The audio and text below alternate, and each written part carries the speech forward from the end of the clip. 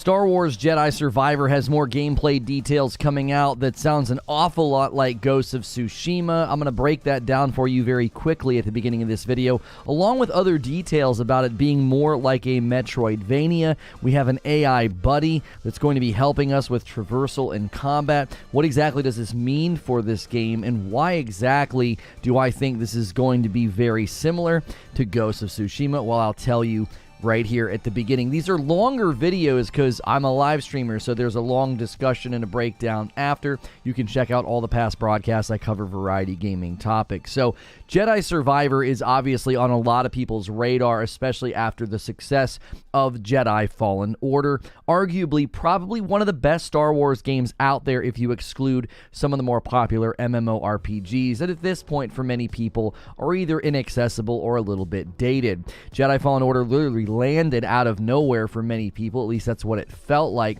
and it was a great catalyst for many people to get into other melee-based combat games. For me, it was a catalyst to get into Sekiro, to get into games where the challenging combat and the swordsmanship is a centerpiece of what it is that you're supposed to be doing. And that was also one of the first games, Jedi Fallen Order. It was one of the first games I went back and replayed on a harder difficulty almost immediately. I had to replay it. I wanted to up the difficulty. Well, we're hearing things about Jedi Survivor that are going to make this a little bit closer to one of my favorite games, Ghost of Tsushima. If you haven't played this game, I highly recommend it, especially with the director's cut and all of the updates. If you can get your hands on it on a PS5, that is the quintessential place to play it, with rumors of it coming to PC eventually.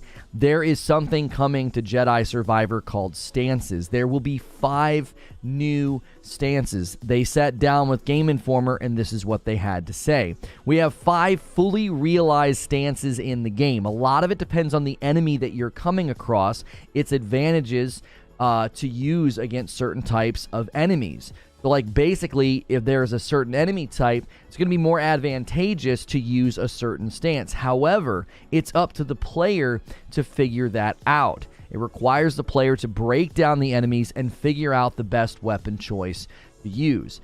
So you're not just going to sort of get told the way they told you in Ghost of Tsushima. Ghost of Tsushima basically said, listen, this is the spear guys, and this is the sword and shield guys, and you use these stances against those enemies. Well, this game's not going to do that, so they are still staying in that vein of challenging combat, challenging game, where you're going to have to sort it out. Maybe somebody's kind of whooping you this particular scene. It looks like he might be losing, and then he suddenly gets out the dual saber, and I think that's going to be really fun to figure out the stances that'll work best for the different enemies.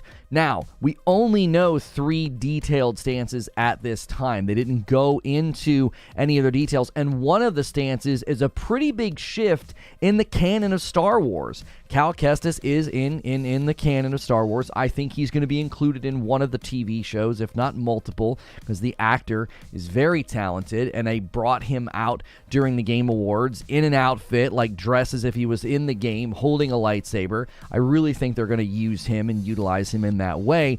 And one of the stances I think is sort of cool, but many people might disagree. So, one of the new stances is dual blade. We see him using that in the one fight. We see him deflecting blaster shots with dual saber at one point. The other stance that many of us spotted was this one, the cross guard stance, which is very, very heavy and very damaging to the enemy. It's a more confident approach according to the interview. It's weighty, it's beefy.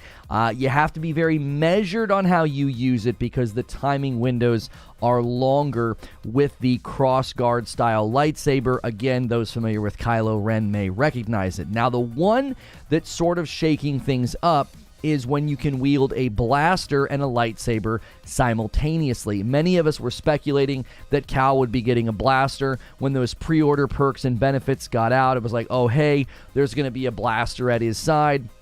And then we were combing over the gameplay looking for it. In this particular trailer, there were moments where the blaster wasn't there and one moment where it was clearly visible. So we started speculating we'll probably get the blaster at some point, and maybe even the AI guy that kind of helps us out, maybe he gives us one and says, hey, you can't use your lightsaber in this area.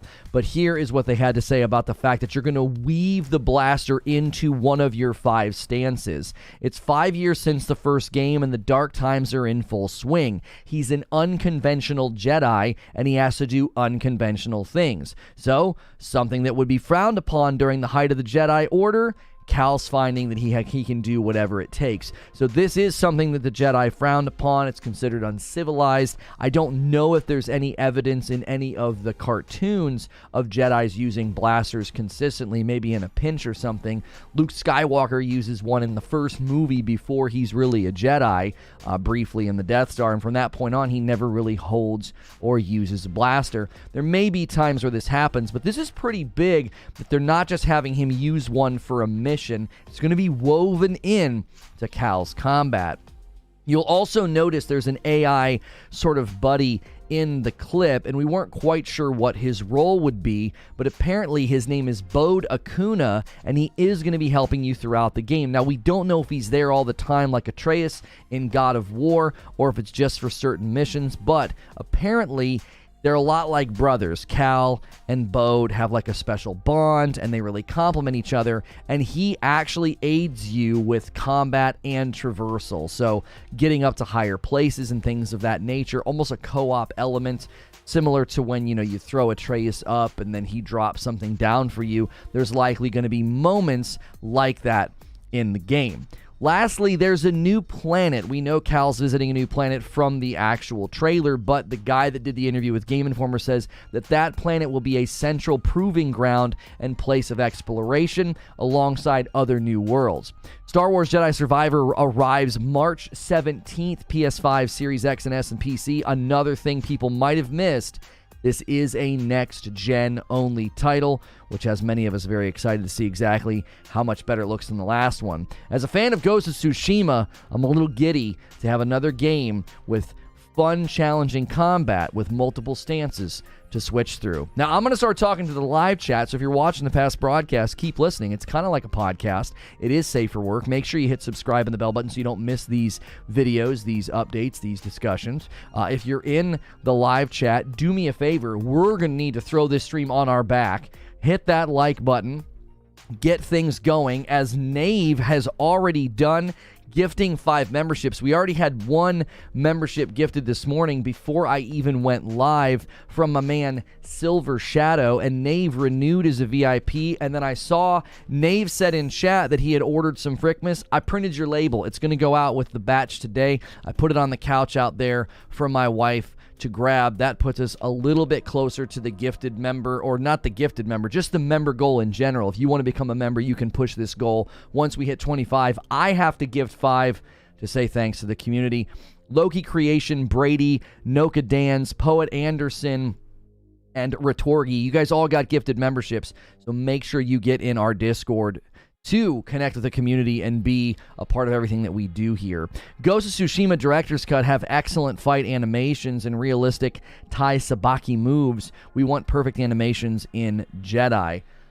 I'm already seeing evidence of that in the trailer, that it seems as though they've really upped the combat, right? Can you gift on mobile? You might have to switch to a browser. Some of the mobile apps are letting you gift. What's good, Feed? I see you in the chat.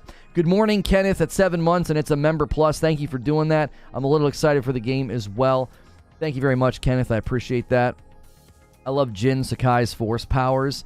I kind of wanted to call this like Jedi Tsushima or something. I tried to get cute with the thumbnail, but I didn't want it to get too busy. It's hard to combine different video game elements, but I was like, man, I am feeling the Tsushima vibes in this game, in this description. I'm very, very excited. I'm down to finally play the first game in this series sometimes next year. Definitely the kind of game I'll only play on normal difficulty.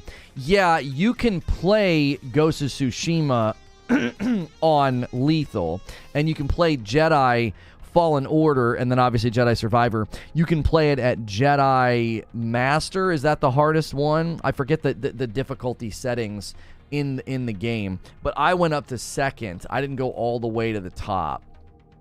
Jedi Fallen Order difficulty settings. I went up to right underneath. There's Story, Jedi Knight, Jedi Master, and Jedi Grand Master. So I didn't do Jedi Grand Master. I just did Jedi Master. Definitely do not play the first game on hardest difficulty first. Yeah, Creature made that mistake. Only a Straw Hat deals in absolutes. That's a good blending of the two games. That's good. That's good.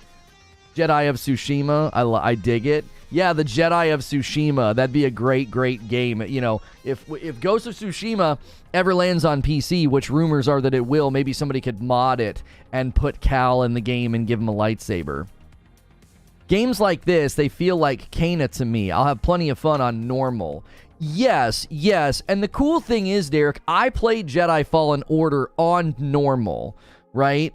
And I was like, you know what? I was like, I want to replay that on a harder difficulty. I just immediately had that desire to say, I think I want to play this on the harder difficulty. And I really enjoyed doing that. It wasn't the hardest, it was the second hardest. So it goes story normal. So story's like just dead easy. Then there's normal. Then there's Jedi Knight. I'm sorry, Jedi Master. Then there's Jedi Grand Master. I did not do Jedi Grand Master. I was not interested in that.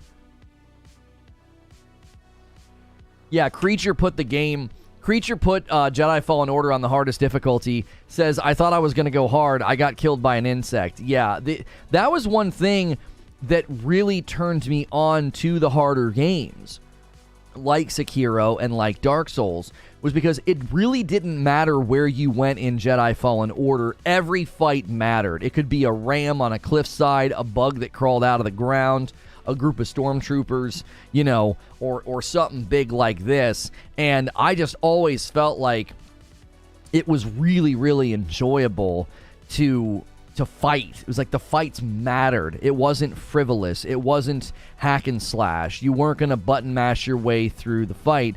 And one of the things that I really, really enjoyed whenever I first played it was there was this frog, this giant frog in this room. And I insisted on fighting him. I kept going back and fighting him because I could tell. I was like, I can beat this guy. I can tell I'm kind of not supposed to be here yet, right? And if I beat him, I knew it was going to set the tone for the whole game. I was going to have this boost of confidence. I was going to have this sense of like, yes, I forgot to have the alerts on. There we go. Loki creation popping up there. I knew it was going to set the tone for the whole game. Here, let me turn the alerts on. If you guys gift any more members, we already got 6 members for the day. Thank you so much. That frog is a double B. Yeah, Ugdo Bogdo or whatever his name is, the giant frog. Took me ages to kill him. I was the same. I wasn't leaving till he was dead. The thing that they really did a good job of in Jedi Fallen Order gameplay, you could tell that you were able to do it. Like, you could tell, you're like, I can beat this guy. Like, you knew what you were doing wrong or you were learning or whatever. Like, you could definitely tell, you're like, no, I can beat this guy. I know I'm not really supposed to do this yet. I don't quite have all the abilities and all the counters and parries or whatever. But I know for a fact I can beat this guy. They definitely put that frog there as a hurdle. I think they wanted you to know early on. It does 2 things, Arch Enigma. Number 1, it establishes that this game is going to be pretty tough. But it also establishes a Metroidvania aspect. You can come back here and fight this guy, man. You don't have to fight him right now. You can come back later. You know, you don't have all the abilities. He's doing stuff that you can, and they really they let you know that it's a Metroidvania in that fight, because if you beat him, there's a chest in the room. You can't even open it. You can't even open it up. And one of the things that I found really exciting about Jedi Survivor was in this interview with Game Informer, they're really upping the Metroidvania elements according to the interview. He's like, yeah, we're really increasing that aspect. We really want it to feel like that Metroidvania where you get abilities, you get new like this, like traversal chaining and things of that nature, to where you're going to come back and say, I can get into that room now. I can get over that thing or that hole or whatever. And I think that's going to be a really, really nice, enjoyable thing about it. I think that's a great way to get capital out of your game. You know, it gives you that sense of I'm coming back or I'm getting stronger. I really, really like that aspect when they put that in games. They did that in Control. I thought the Metroidvania in Control was really, really enjoyable. That worries me slightly for exploration. Why would that worry you, Sandy? It's straight thrilling to take down an enemy before you should. I killed my first Thunderjaw in Horizon Forbidden West 2 weeks ago at only level 17. I was sweating. Yeah, Thunderjaws are tough. Gonna make it a rogue. If I die, I delete the save file, says Zubair. Don't forget, this afternoon, I almost bumped this to the first show. I'm really excited. Really excited for our second show today. You're not going to want to miss it. We're going to be talking about a roguelike that's being designed for people who don't like roguelikes, and it looks awesome. Game Informer got a nice interview. I pay for the digital issue. So I've got the inside scoop on a game that you are going to want to pay attention to next year, so make sure you're here for the second show. Having to re-explore Dathomir because of traversal mechanics got old. Sandy, I will 100% agree with you that Dathomir didn't land as well as the other areas, but you've really got to open up those shortcuts. You want to know what the biggest problem with Dathomir is? I don't think it's the lack of shortcuts or the design. I think it's the map. The map was a little bit hard to navigate because once you sort of memorized it and knew where shortcuts were, Dathomir was actually totally fine, but it's a combination of things. Dathomir sucks without the shortcuts, and even once you have the shortcuts, navigating them is really tough because the map just kind of sucks. So I do hope one quality of life improvement we get in Jedi Survivor, I hope the map is a little bit better. It wasn't that it was terrible, it was a functional map. But it also, sometimes you're like, I don't know where the frick I am. How do I get up there? Like, maybe let me set a waypoint and give me a line or a path to figure out how to get out of where in the heck I am. Every time I had to go to Dathomir, I considered closing the app. Dathomir is the poison swamp of Fallen Order. That's good, that's good. When he first goes live, I always miss about 5 to 10 seconds. YouTube kind of messes up the first moment. Oh, hey Lono, I noticed when the stream starts for me, you're partway through the sentence. Yeah, that's fine. That's on purpose. That's by design. If you go back and watch my VODs, 90% of the time, it'll be this logo, and then I come out of the logo, and I'm like, hey, you know, thanks for being here. And then I just immediately start talking. I don't know why the timer's not working. Yeah, the timer's not working. Sequence, full screen cam, second cam, 3 minutes to 20 seconds. Yeah, I'm not sure why it's not working. Maybe I've been switching too much. Maybe I haven't been on this scene for 3 minutes. That seems unlikely. I was thinking how I had trouble navigating the map. Yeah, good morning. Oh, you've been sick all night? Oh, golly. Sorry, Hilly. Merry Christmas, y'all. That is unfortunate. Sorry you're feeling that way, Hill. Hilberg, as my daughter calls you. That's your full name. That's your Christian name. Be good if you could choose between a Jedi and the dark side with different abilities and skills. It would open up the replayability a lot more. Well, slave to the system, I get where you're coming from. I do. But not every game has to give you that choose a side because they have a story they want to tell. The epic ending in Jedi Fallen Order, it wouldn't be very epic if, like, you could have chosen throughout the game to be dark side. But I will tell you this.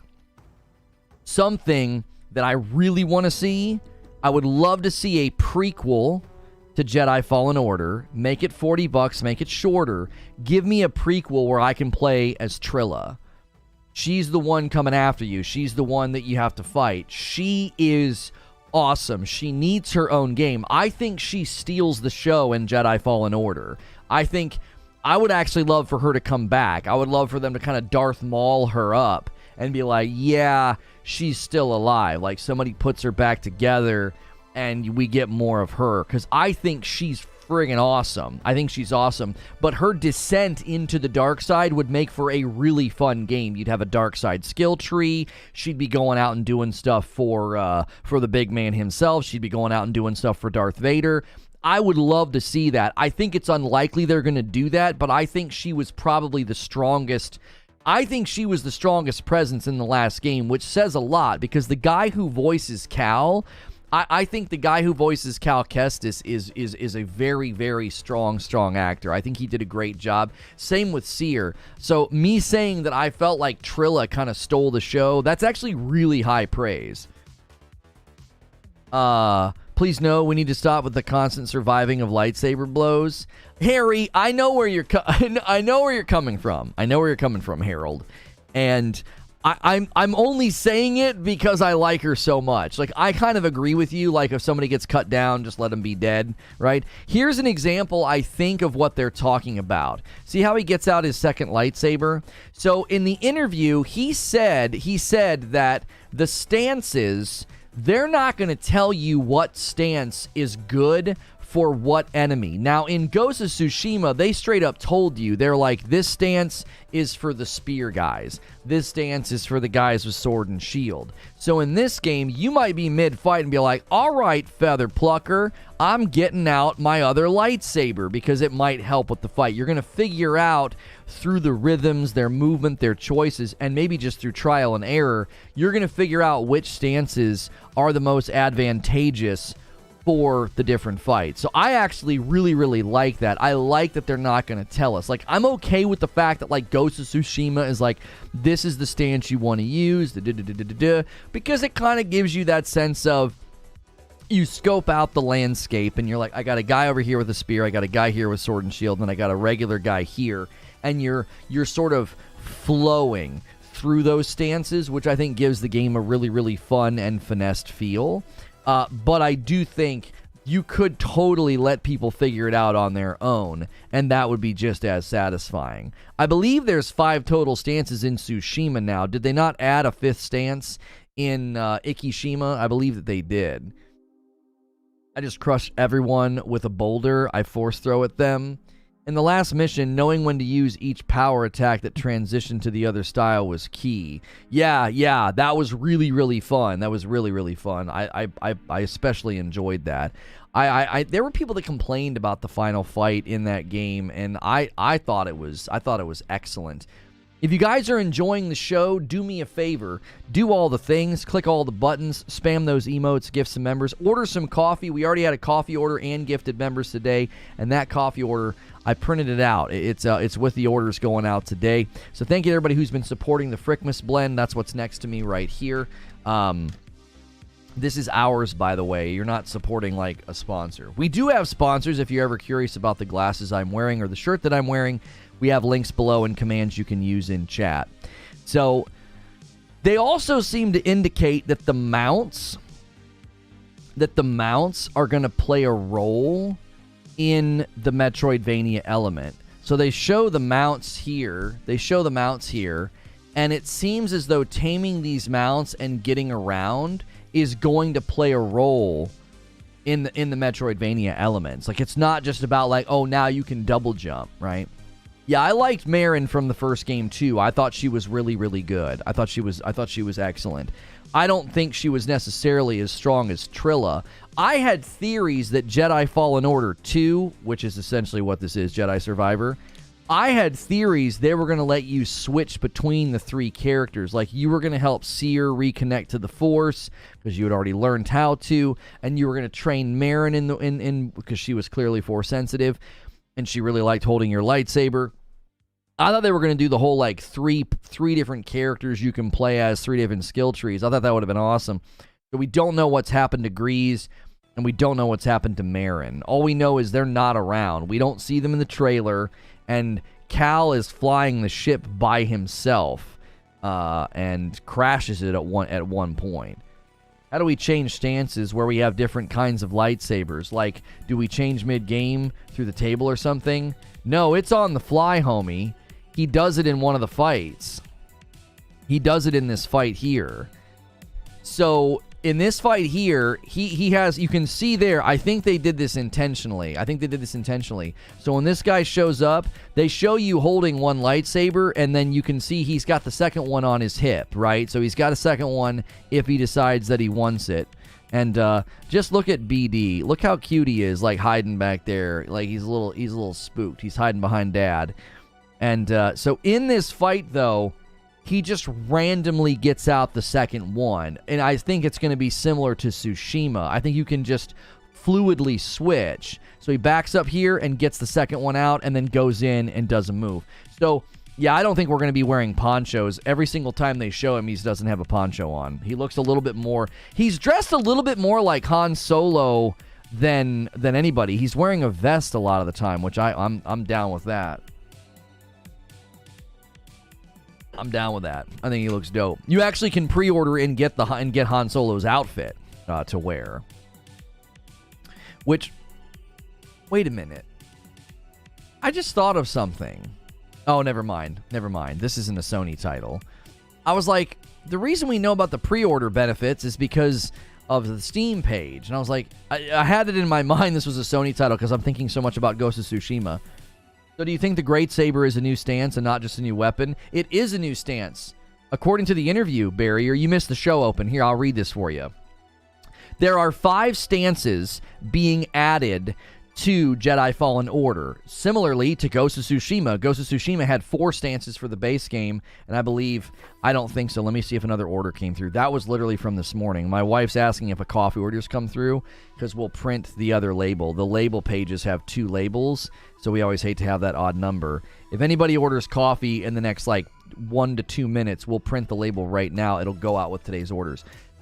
So there's 5 stances. There were 4 base stances. There were 4 stances in the base game of Tsushima. I believe they added a 5th stance in Ikishima or something of that nature. It might have been an armor set that essentially gave you almost like what felt like a 5th stance. So there's 5, all right? We only know the details of 3, okay? One of the new stances is the dual blade option. We saw that in the trailer.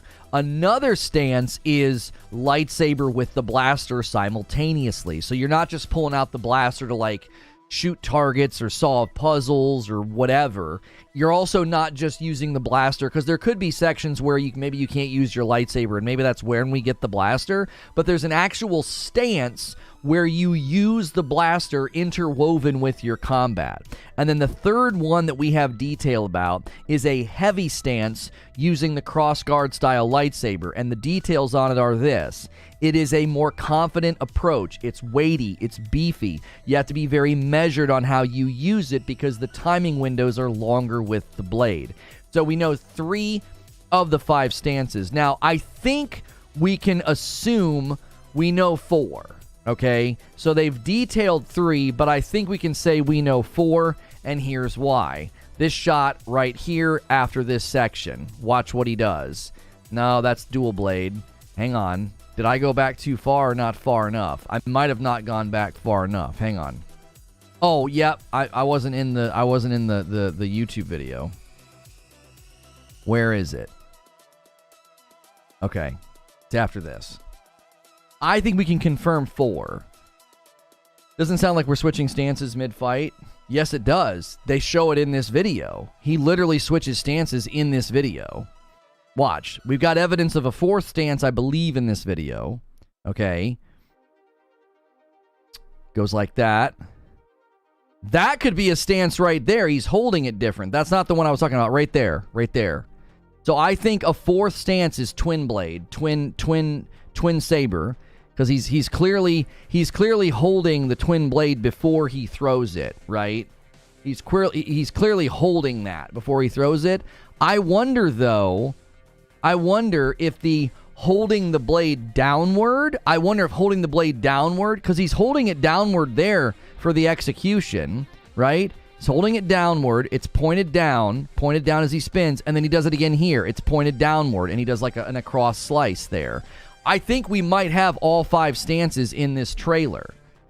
I think we might have all 5. I think the twin blade Darth Maul stance, and then whatever we would call holding it down, like Starkiller, right? Is that how Starkiller held it?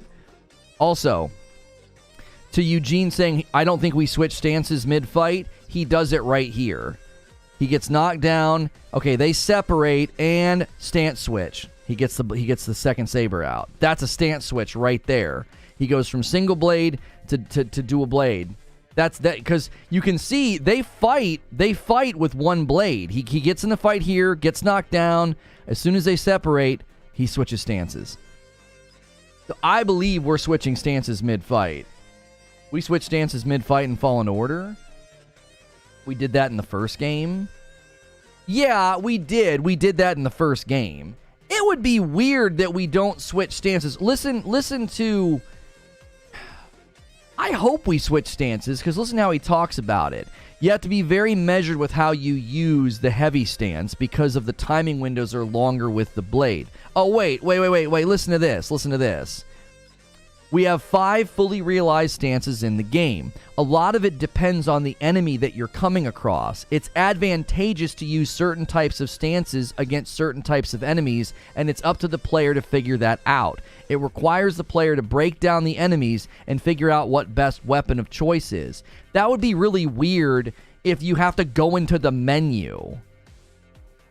Right? It'd be weird to go into the menu to be like, oh, I just figured out that this guy, I think that this guy... Experimentation would be really, really truncated. I really hope it's not like that. I hope you can switch on the fly. It'd be weird to pull out the heavy cross guard saber mid-fight. No, it wouldn't, because it's our saber. Watch. It's our saber. It's the same saber we always have. And he hits a button and it switches. Let me try and find it. It's near, yeah, right here. Okay. This is the same saber that we always have. Oh, hang on. That's our same lightsaber. Because if you watch carefully in this clip, you can see the bottom half of it. That's the same twin blade that you use when you want to be Darth Maul. Look how dadgum long it is. That's the same saber. That's the one that's on our hip. I guarantee you, if you want to do twin blade, and look here, it's not on his hip. He has one saber. Look at the way that he's holding that. That's our lightsaber.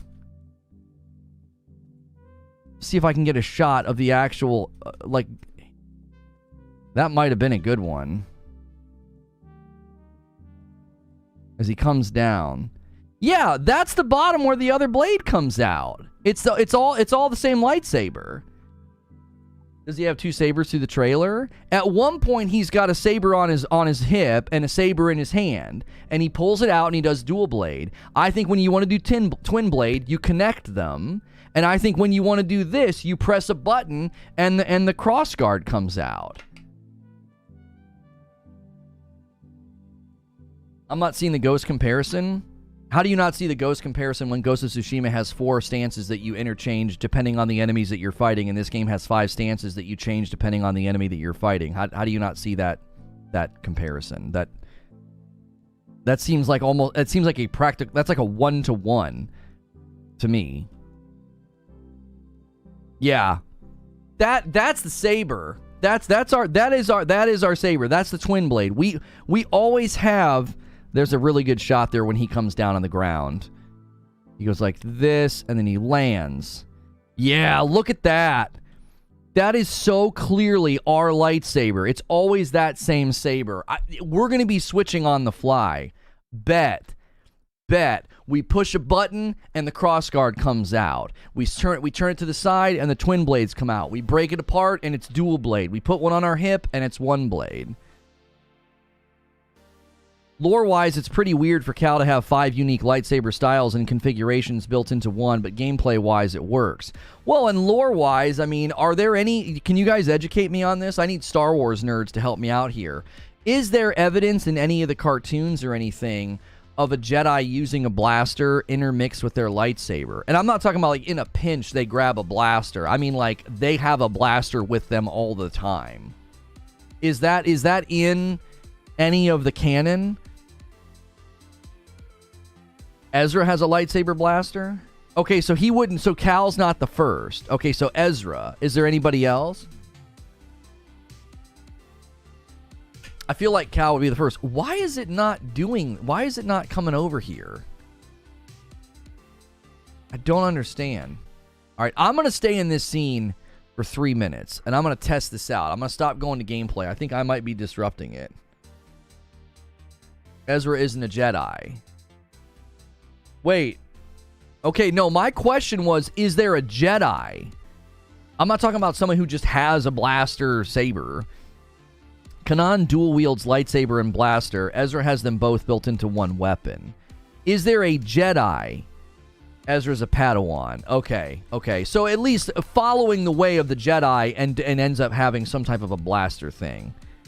Did anybody order coffee that we need to print? Yeah, somebody did. Avit7 ordered a bag of dark roast. Mama? Down here? Kanan is a Jedi Knight and Ezra's mentor. Oh, okay, so Kanan... Hang on. Oh, Kanan dual wields lightsaber and blaster. Okay, so this isn't the first time that a Jedi does this. So Cal's not unique in that regard, but he would be breaking from like traditional Jedi, the traditional Jedi way. Hang on, let me tell her. Got an order. Hype for the coffee. Thank you, Avit7. Oh, you're here? Yeah, it's gonna be here. It's going to be one dark. I felt that.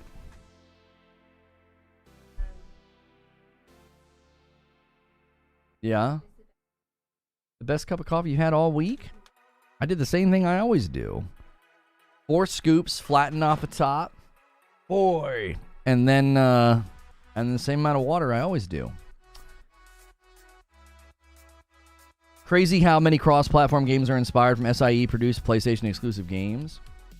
No Jedi don't use blaster. Even the dual lightsaber and 2-saber fighting style is not popular because it's unfair in a fight.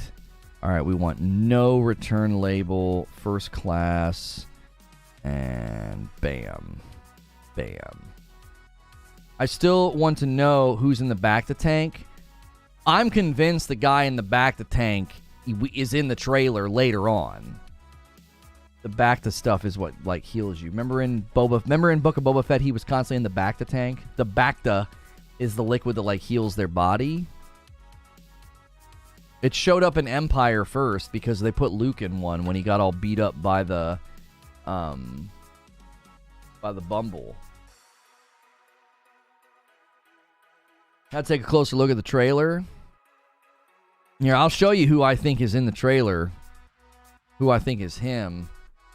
I said I was going to stay in that scene for 3 minutes, and I just broke. I asked my girl which flavor, and she instantly said dark roast. Yeah, our dark roast is one of our more popular flavors. Frickmas outdoes it once it rolls around, which is available right now. Yeah, I'm telling you, I think that's another stance right there. I think the way he holds it right there, I think that's one of the stances. I don't think that's just an execution. I think he's holding it differently. This guy... So, I think this guy here, I think he is in the back to tank. His arm, he's behind, hang on. Let me get out of the way. All right, there we go. So, he's missing the same arm. He has very similar hair. He has the lighter skin and he has the blue eyes. I think this is the guy from the tank. He's in the back to tank. It was confirmed. Oh, this is the guy? I was going to say, I'm like, I don't know who else it'd be. You just run into another guy with long hair, light skin, blue eyes, and a missing right arm. Like, that seems unlikely. There's a lightsaber gun. I think the common theory is the guy in the tank is from THR. I mean, there are even fighting styles where the sabers are floating around the user, too. Lono, I'm going to need you to grow your beard longer and get more gray in it before you say boy like that anymore. Oh, sorry. He tries to impersonate me. I'll be like, boy. And he's like, boy. From what I've heard, he could be a Jedi from the High Republic. Oh, THR, the High Republic. Kenobi used a blaster in Revenge of the Sith. Also, General Grievous owned a blaster. Well, Grievous wasn't a Jedi. But Kenobi uses a blaster in Revenge of the Sith? I don't remember him doing that. I'm not talking about like a one-time thing.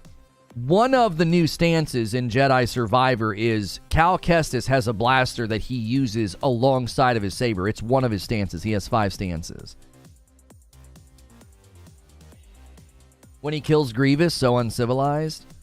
Oh, that's right. That's right. He does it and then he like throws it down afterward, doesn't he? Doesn't he say something?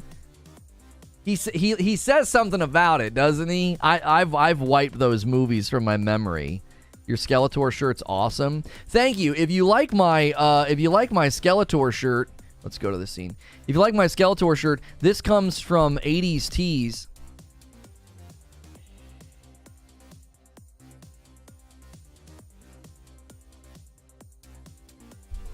No, it's not on the back. It's not on the back. It is, you can use my code over there, 80stees.com, use code Lono, and you can get 30% off. They got a great Christmas collection. Be sure to check that out. I also have a He-Man shirt just like this. Jedi are completely broken after Order 66. There's no more rules. Why is that so hard to understand? I don't think people are having a hard time understanding it. We're just saying it's cool. Like, Cal Kestis is going to be one of the guys that kind of breaks from the Jedi way a little bit. I saw Jedi Survivor and Tsushima inspired and definitely had to click subscribe. This game is definitely looking like it'll live up to the hype. Can't wait. Oh, thank you. If you've never been here before, do me a favor. Click subscribe so you can talk in the chat. We'd love to hear from you. What's your favorite, game of this type? I love Tsushima, so when I heard there was 5 stances, I got very, very excited. And because that very much reminds me of Tsushima and why I love Tsushima's combat so much. And also make sure you guys are smashing the like button. Consider becoming a member. We do members content every single day. Midday when I take my lunch break. I do have a second talk show planned for this afternoon. It's about a rogue shooter that you're really going to want to pay attention to next year. The more I read about it and look at it, the more excited I get. So stick around for that. And then we have a Discord for members as well as Friday night streams with my wife. This Friday will be really, really fun as we, sort of say Merry Christmas to everybody the night before Christmas Eve. New subscriber here too. Well, welcome, Bobby. I appreciate that. Thanks so much for being here. We do variety content. So every day I'm sitting in this chair in this scene, and yesterday we covered... what did we cover yesterday? We covered Blue Protocol as well as Xbox and third-party titles, why Xbox is struggling to get certain types of third-party titles. So we talk about a lot of different things here. So make sure you have that notification thing turned on. Make sure you check your sub feed every day. If I'm ever not on your homepage, we're always doing multiple talk shows a day here. I'm also safe for work. A lot of people throw me on in the background of their day, kind of like a video game podcast. I almost never have radio silence, so you can keep me going in the background of your day. I forgot his name off the top of my head, but there's been a few great characters in the different novels that really came to grips with the different ways of being a Jedi. The one novel was I, Jedi. Luke became the maximum figure of the Jedi, and he was full Han Solo style. Where does that happen? The Jedi still definitely have rules post-66. They're just more ideals that motivate their actions instead of restrictions that are forbidden. Yeah, I don't think they're giving him a blaster to be like, he's breaking from the Jedi rules. It's more like, look, man, he's not a purist, right? He's not a purist. He's accepted that he's going to do what it takes to get through, which I think is cool. I think, there we go. There the timer's working now. Speaking of Star Wars, check that out. Oh, I knocked the foot off of it. I always do that. That's my only complaint about this set. And I knocked the foot comes off all of the time. These little feet down here. The front one's so easy to knock off. It'd be stupid for him to not have a blaster. Needs a defense weapon that isn't suspicious. Oh, for sure. I wonder if there's going to be missions and quests where you can't use your lightsaber, right? You just have to use the blaster. That'd be cool. Kanan had a blaster saber combo because he was a lost Padawan in hiding, post 66. He used a blaster to hide his identity as a Jedi, only using his saber when necessary. Saying he's not a purist is saying he's breaking from the rules. Doesn't mean he isn't a Jedi, but he's not following the orthodoxy. Yeah, but prior to 66, was it a rule? Like, in the lore, was it a rule that they couldn't use blasters? Or, again, was it just sort of like a religious tenet? Or would they say, no, you can't use a blaster? Like, wouldn't the Jedi Council be like, you can't do that? Or was it just like like we've been saying, it's more of an ideal? Like, ew, those are uncivilized. The X-Wing's missing one of the antennas on the left wing. Oh, you're right.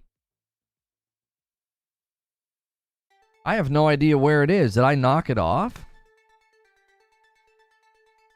It must be. It's over there. I can see it. Yeah, I can see it. It's underneath the TIE fighter. There was a Jedi who had an illusion power that he didn't even realize he possessed. It would make people see stuff that wasn't real. He struggles with whether or not that's a dark thing to do.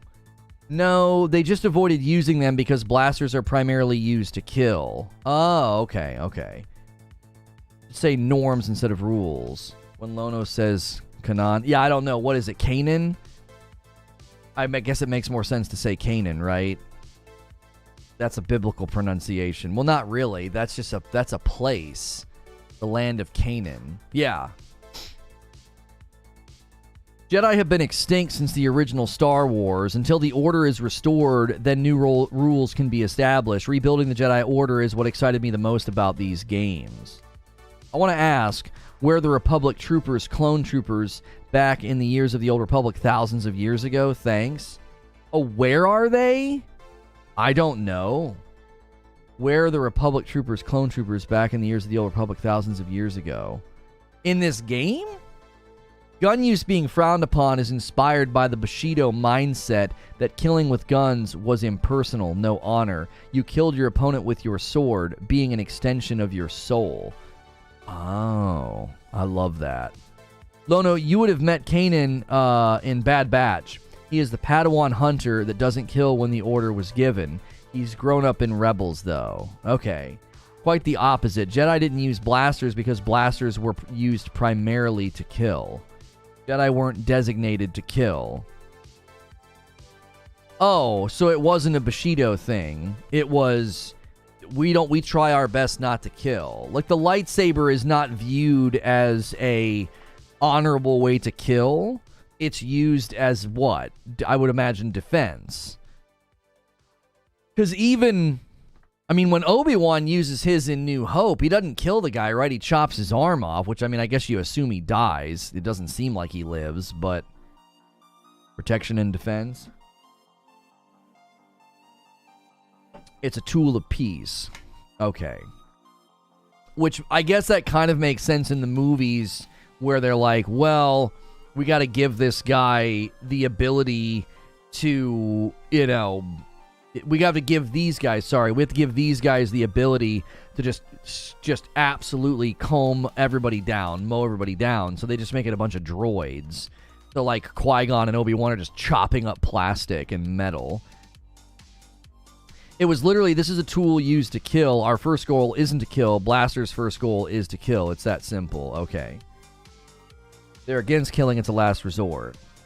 I guess that makes sense in the one cartoon, because when I was watching it, I thought it was a very poignant moment where this guy tells Obi-Wan, you're not a cold-blooded killer, and then a lightsaber blasts through his chest, and it's Anakin. And I thought that was such good, subtle foreshadowing. Obviously, we know who Anakin becomes, but I thought it was still well done. The guy's like, you know, you won't kill me. You're not a cold-blooded killer. And then he dies, and Anakin's behind him. It's like, oh, here's a cold-blooded killer. Here's somebody who has no problem killing. Yeah, Anakin. That's why Anakin beheading Dooku is an important scene. That's just why those movies are such awful storytelling, because there's so much there that they don't even... It's all so glossed over and fast and cheap. Force Jesus himself. Right, Jedi defend. I'm referencing Lucas's inspiration for the Jedi being samurai. Samurai traditionally would use their sword before a gun, but didn't rule out the use of guns as history has seen. Yeah, I mean, they're obviously a religious sword-toting you know, defender of the people, which obviously is inspired by the samurai. It fits because deflecting a blaster shot back to the source is only redirecting the shooter's intent to kill back to them. Revenge of the Sith slander. Do you think Kenobi will be referenced because the timelines are lined up exactly with the Kenobi series?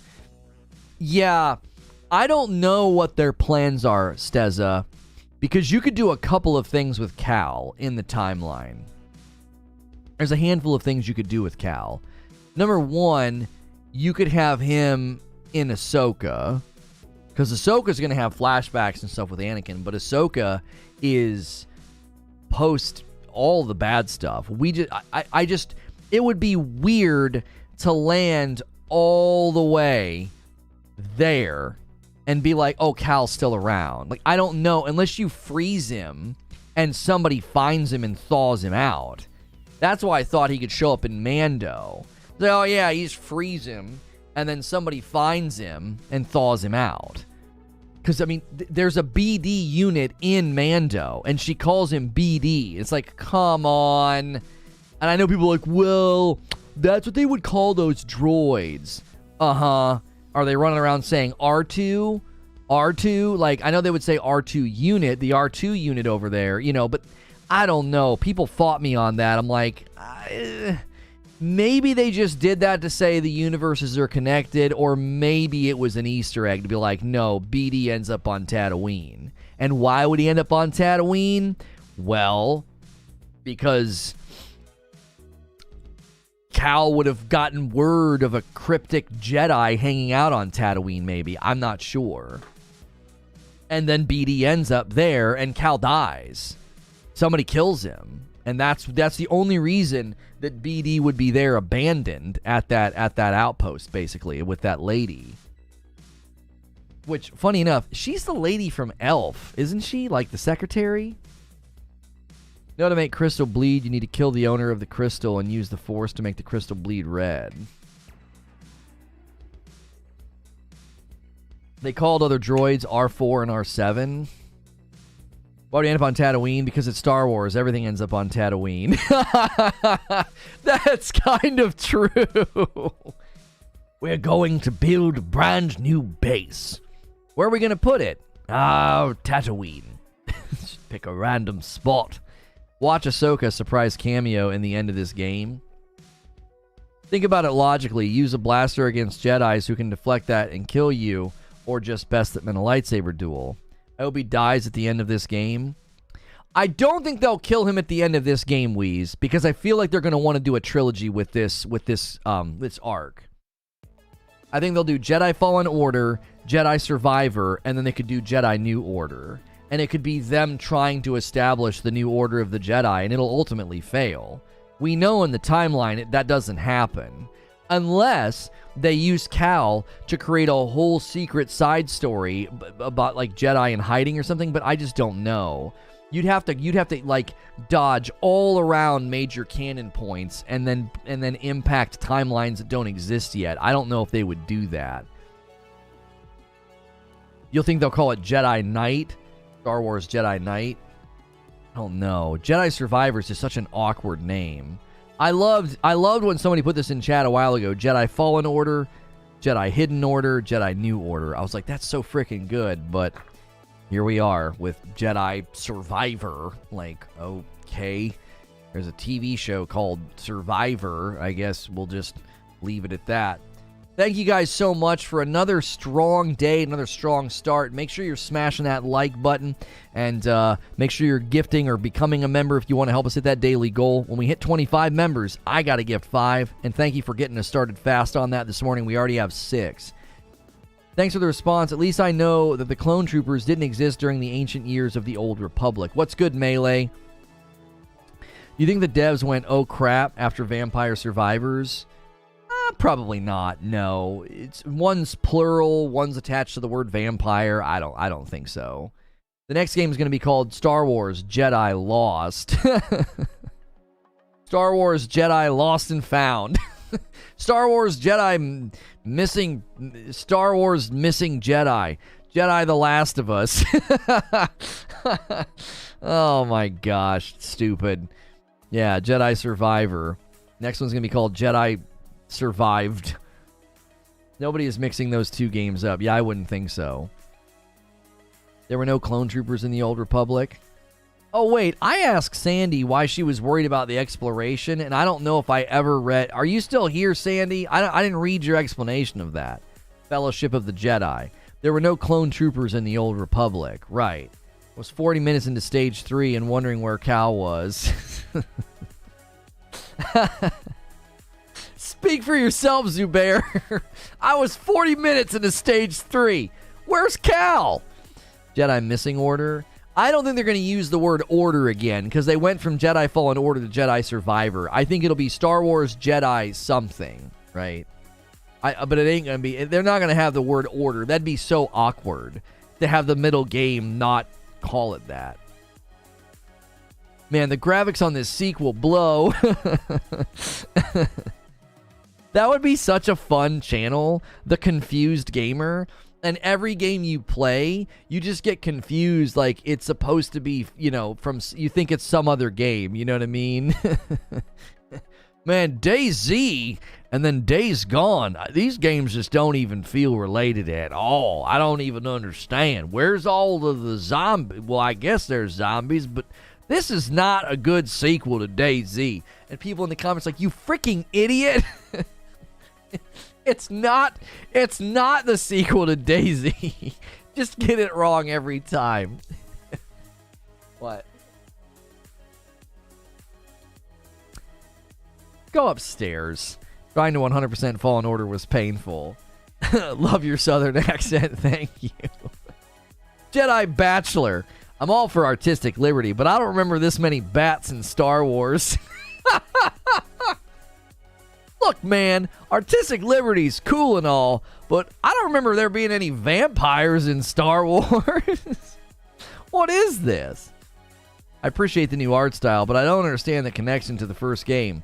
Do I need to be more than 30 hours into the game for the connection? Cluster Blank and Turbo Overkill had a baby and went viral on Reddit. Oh, Meat Grinder. Yeah, they were trying to get me to play that one. Oh, Conan did something like that? Yeah. He would sit and play along with people and just act like a confused idiot. Sure. You have to realize that very specifically avoided using order in the naming scheme of the sequel. Survivor implied something far more different than a prequel game. Wait. I'm not sure I understand what you're saying, Wheezy. Oh, Sandy. First game was super linear. If they double down on Metroidvania with the same system, it could get very repetitive quick. That's why Sandy doesn't want the Metroidvania elements. So in this interview about Jedi Survivor, they said that they were sort of ramping up the Metroidvania elements. And there were quite a bit of Metroidvania elements in the previous game. There were. And so if they do more of that, Sandy's like, oh, that could get old quick. Now, I, for one, enjoy Metroidvania elements in games. I loved it in Control. I loved it in Control. And I liked it in Jedi Fallen Order. I thought they did a really good job with it. I thought it felt, it felt like, oh, I'm gaining Force abilities and exploring and seeing the benefits of that. Not that I don't want them. I just want it fleshed out better. The way that it was described in the interview, let me just pull the interview up, because the way that it was described, it really felt like they've expanded it quite a bit. Like, I don't think it's going to feel so narrow and linear with Metroidvania. Fallen Order ultimately was us trying to find the whatever BS and reestablish the new Jedi Order, which we didn't, spoilers. But now Jedi Survivor is the title. They're definitely trying to convey something else. Right, I get that, Wheeze. They're like, listen, it's not about reestablishing the order, Let me pull up this Game Informer interview. A lot of it depends on this. Hang on, the new stances, new heavy stance in addition. Jedi Survivor establishes new mechanics, greater flexibility of exploration. Will this fit in the frame? No, it won't. It won't. Jedi Survivor embraces several new traversal mechanics, allowing for much greater flexibility and exploration. That includes using an ascension cable for climbing and crossing distant points, and the ability to tame and ride mounts. And this is what the guy says: it's much of a wider Metroidvania approach. Cal can cross huge gaps by chaining several types of skills together, but it's also about how we approach these mounts and how they're used to negotiate and dominate the world. I don't know. To me, it sounds like they're really opening the game up and letting it breathe a little bit, instead of it being like, you know, this linear thing where you loop back because, like, oh, I can unlock this door now. You know what I mean? Having mounts and him saying you're going to need to chain abilities to get across wide open gaps, that to me indicates they've expanded the game a little bit. They're letting the areas be a little bit more open and breathe. It's been a tradition for a long time for a Star Wars game series to have confusing titles. Jedi Outcast was like a sequel to a spin-off to a sequel or something. The titles are kind of bonkers.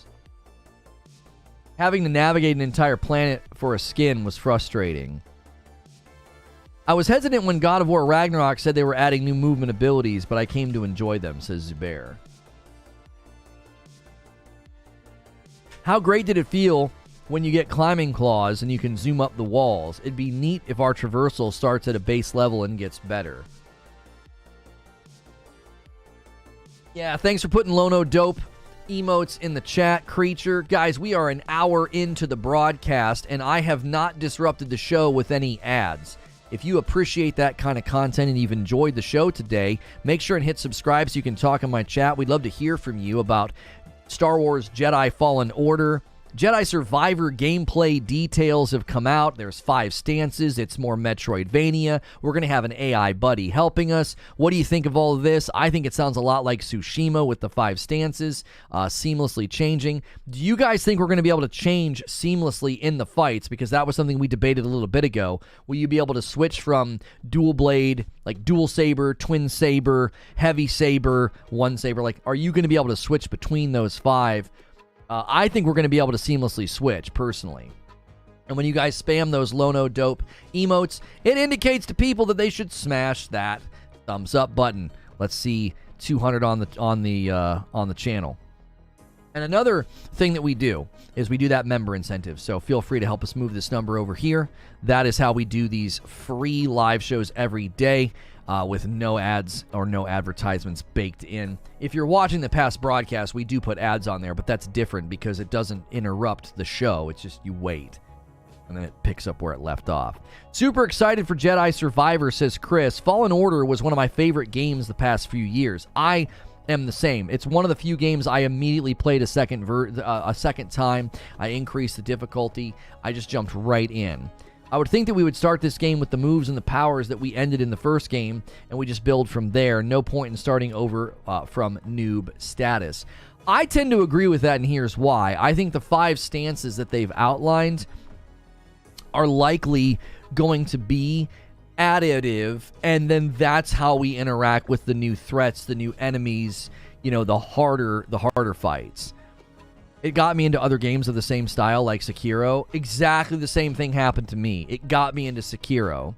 Now, I walked away from Sekiro for a while and came back to it later, but it definitely got me to try Sekiro as somebody who traditionally... I mean, I never touched FromSoft games back then. I just didn't do it. I didn't like them. I didn't want to touch them, you know, and so it got me into Sekiro as well. And I think... at some level, they sort of took inspiration from those games, and it was, I think, a catalyst into harder combat. I don't necessarily think that was their goal. But I do think that one of the elements of the combat was, we don't want this game to be a hack and slash. We want the combat and the gameplay to feel challenging. Star Wars Jedi Knight had stances. You would just switch when in a fight, light, medium, and heavy, and it's 20 years old, says Paul. Yeah, so a 20-year-old game had 3 stances that you could switch to in the middle of a fight. I don't see why we wouldn't do that in this. I mean, even in Fallen Order, you switch between single blade and twin. You switch between single saber, twin saber, right there on the fly. I don't know if my memory could be bad, but a lot of sequels don't carry over all the power from the first game. You usually don't start a new sequel with a bunch of power. It basically is half reset. You have more to earn. Same for Jedi Outcast as Wheezy. Same. Playing Sekiro right now, it got me into FromSoft games in general. Unlocking new stances, says Arch Enigma, possibly skill trees for each, will be a good amount of progression. Yes. Yeah. Well, and the way that he describes it, these are not just going to be like, oh, switch your stance and your saber changes. He describes it as 5 fully realized stances. I think the stances will have their own skill trees, same way Tsushima did. The gameplay is very unfascinating to me. Unfascinating? That's such a unique word to use. Lore-wise, it makes sense. Jedi can switch stances mid-fight. We've seen Obi-Wan do it. Kylo Ren did it. Many Jedi knew multiple stances. I think that's a good point. I think it'll feel faithful to some of those scenes and some of those fights. 1v1 fights and the rest of the lobby just watched. Oh, you love the PvP in the Jedi Knight series? Oh, the Jedi Knight game, I mean. Every fighting form has a different stance.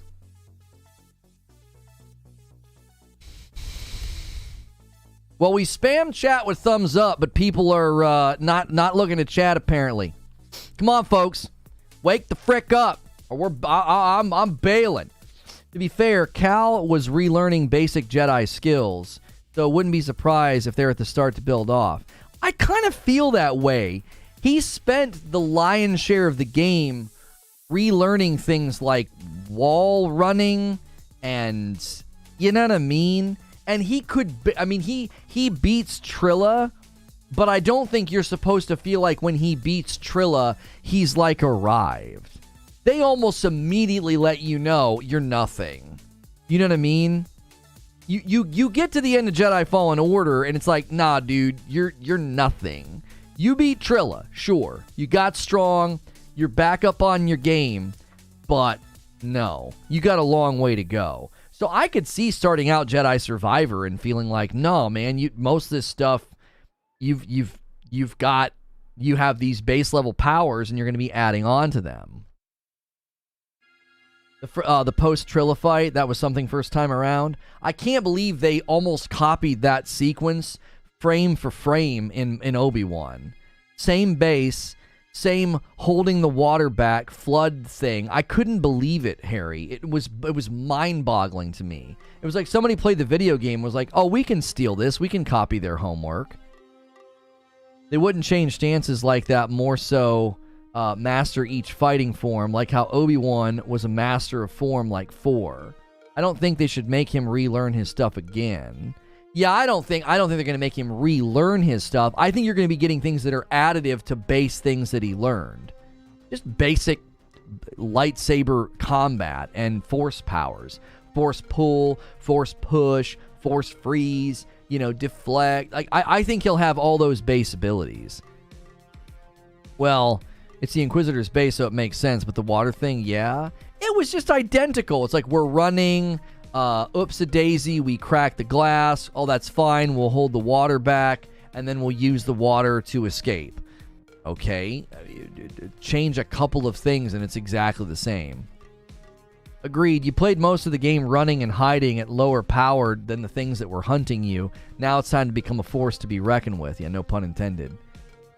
Part of the joy of these titles are the Metroidvania part, and you can't have a fully powered up Cal because everywhere would be unlocked. Sinos, you're assuming they would build the environments in the same way. They're giving you new traversal options to chain together because the areas have larger expanses to get across, right? Look at this. So, as he jumps here, does this, does that, that's all new. That's new.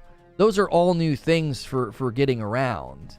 So I think, yeah, you could start out with the base stuff because the game's going to be completely different. You're not gonna cross an area by pulling a bridge down or pulling a rope to you. I mean, you might, but then there'll be other areas you can't get.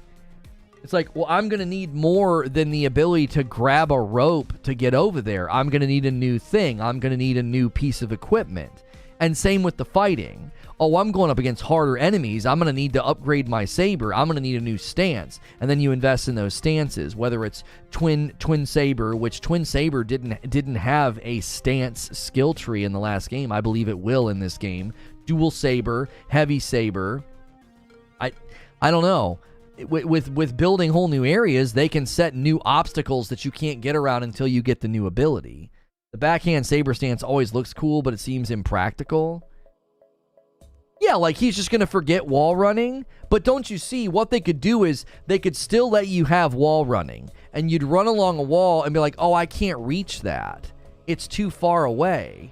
Well, you need to chain your wall running and a launcher thing. Well, you don't have the launcher yet. There's your Metroidvania. So they build, and they're additive. Like, they build off of your existing set of abilities and things that you can do. And then as you build on that, you would loop back to areas and say, hey, now I can wall run and shoot my rope thing up there and get across. I couldn't do that when I first booted up Jedi Survivor. As I watched Obi-Wan with my kids, we were dumbfounded by the engineering that puts windows in the most structurally critical part of the base. So Empire, right? I've laid in a trap. And they don't even think about it. Entire tunnels and chasms encased in glass. The smallest mishap or blast or misfire, and the whole place will flood. How do we take down this base and flood it? Real simple. Do you have a blaster? Yeah, sure. Here. There you go. Oh, let's get out of here. Like, what? What they hopefully do is the powers you get in the first game you have in the second game. You just add new traversal options as a later thing. Harry says, it's okay in the first game because you're at the end, but to start the new game with trivial enemies filling the map to explore is risky. Yeah, I think it'll scale up. Typically in games like this, especially if they're dialing in the Metroidvania, what they're going to do is they're going to introduce new challenges, and as you play, you get stuff to meet those challenges. You're like, well, that fight was kind of tough, or that new attack's kind of annoying, or I can't get to that area. And then as you get new abilities, you're like, oh, now I can fight this guy with a little bit more fluidity. Now I can get across that space in that area. Like, those are the things I think that they're considering. Having the base skills, but you need to upgrade the skills. Right. Like wall running. What if you have wall running, but when they set up wall running instances, you need to run like twice as far. So they set up longer running walls. And so you try it with your base level wall running and you're like, I can't make it. Okay, well, you got to upgrade that. Maybe there's some basic areas where wall running is totally fine and usable, so you still feel like Cal from the last game, but they're very clearly going to set up areas where they're like, nope, you got to level that up, or you need to get that rope launcher. You need to get that new, that new ability, that new grappling, or whatever they're calling it. Do you feel this is one of those games that's wasted being one and done, or could the third game have live service model? I will be 100% honest with you. As much as I'm in favor of live service, I don't think you need to bring it to this game. You guys know I'm like the live service evangelist. I think you take Jedi Fallen Order, Jedi Survivor, do a third game, conclude the story, likely ending in Cal's death, and conclude it and end it. Now, if you want to build a live service Star Wars game, and you want to take the base movement and combat from this game, and give you a game where you can play and become a Jedi and get better and do a lot of the move sets and animation sets and, use a lot of the engine and combat things they learned from these games. Yeah, man, go ahead. But I don't think this game ever needs any element of live service. Games like these aren't one and done wasted. Yeah, I wouldn't say they're one and done wasted. I think they do such a great job of telling a story. And then, they added New Game Plus to Jedi Fallen Order. I intended to go back and enjoy New Game Plus. I just never did it. It's like saying Souls is one and done. Yeah, you just replay this game on the harder difficulty, and that's its own version of New Game Plus. Adding the live service evangelist to the list of Lono's titles. That's right. I hope this game ends the story. Waited 4 years for the sequel. Yeah, but that's a perfectly fine amount of time to wait, Wheezy. 4 years is actually a small window. Another 4 to 5 years for the last game. I hope it's 2. Look at some of the biggest and most well-known trilogies of video games. I mean, 4 years waiting is small. What do you mean? Laughs in Half-Life 3, that's right. Waiting 4 years for a sequel is a small window in the realm of game development. For a sequel, 4 to 5 is long? I don't think so. Given that they went next gen only, I don't agree with that. I don't agree with that at all. Weigh in on this, chat. This is basically Jedi Fallen Order 2. I think waiting 4 years is a perfectly acceptable amount of time, especially since they're leaving behind old gen. That doesn't bother me at all. God of War was 4 years. Well, but they ended it. That's kind of what they're driving at, right? That's kind of what they're driving at. Cut out the sicky years. So you think this was going to be closer to like 3 years, 2.5 to 3 years, if the sicky wouldn't have happened? Well, if that's the case, then apply that logic. Apply that logic then. If that's the case, the third game could come out in 3 years. They've built the groundwork to make it next gen only, so they could just build on that engine. Build, 4 or 5 more planets, bunch of enemies, do a third game. I would think, given what you're saying, they could get the third game out in 3 years. 100%. 4 years is acceptable after the sickie. May I present Crunch? Yeah, I did a Crunch short this morning. I'm just starting to delete shorts after they don't perform. It's almost like, frick you, YouTube. It's like, if you ain't gonna give my short any treatment, I'm deleting it. So use it or don't. You don't get to keep it. You don't get to keep my videos sitting there with... I had one yesterday, just went nowhere. It was like, what was it? Stop saying graphics don't matter. I was like, okay. It was a good short. It was good. Sequels used to take like 2 to 3 years. Now they're more like 4 to 5. If you think 4 years for a sequel, then no game should ever have a sequel. That's what I'm saying. Given what we know about development cycles, if you're saying that like, oh, I don't want to wait 4 years, I don't understand.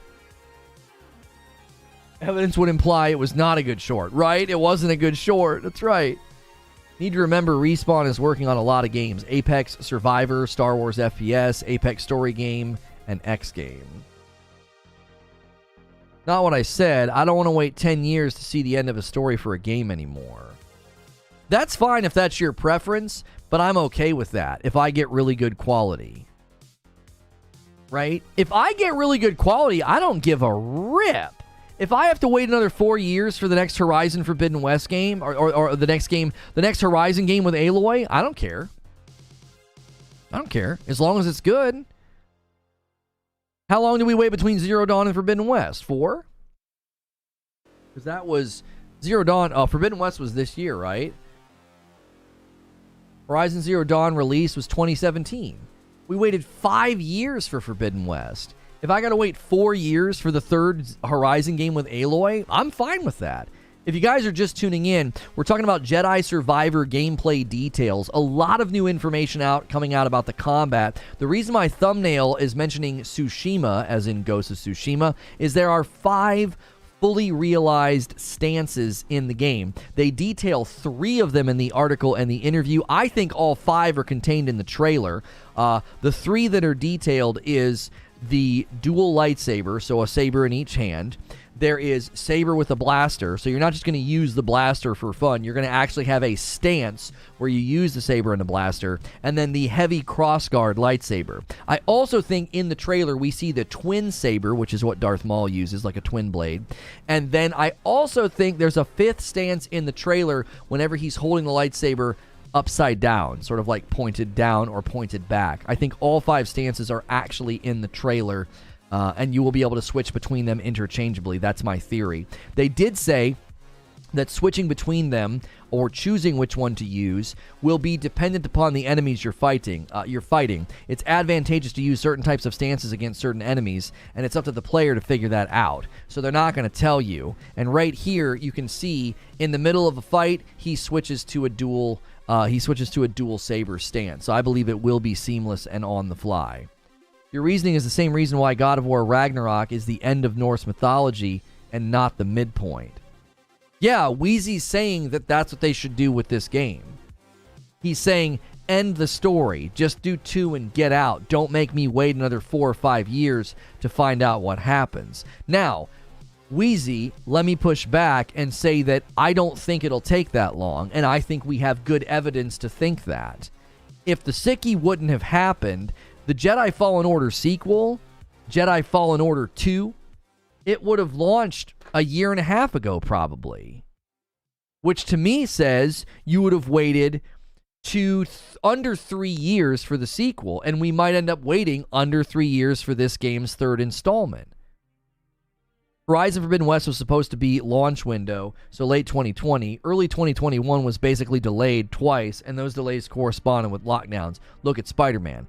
Right. That's why I'm not agreeing with Wheeze. I'm like, no. Just because that happened and we waited a little bit longer for these sequels doesn't mean I don't want a third game.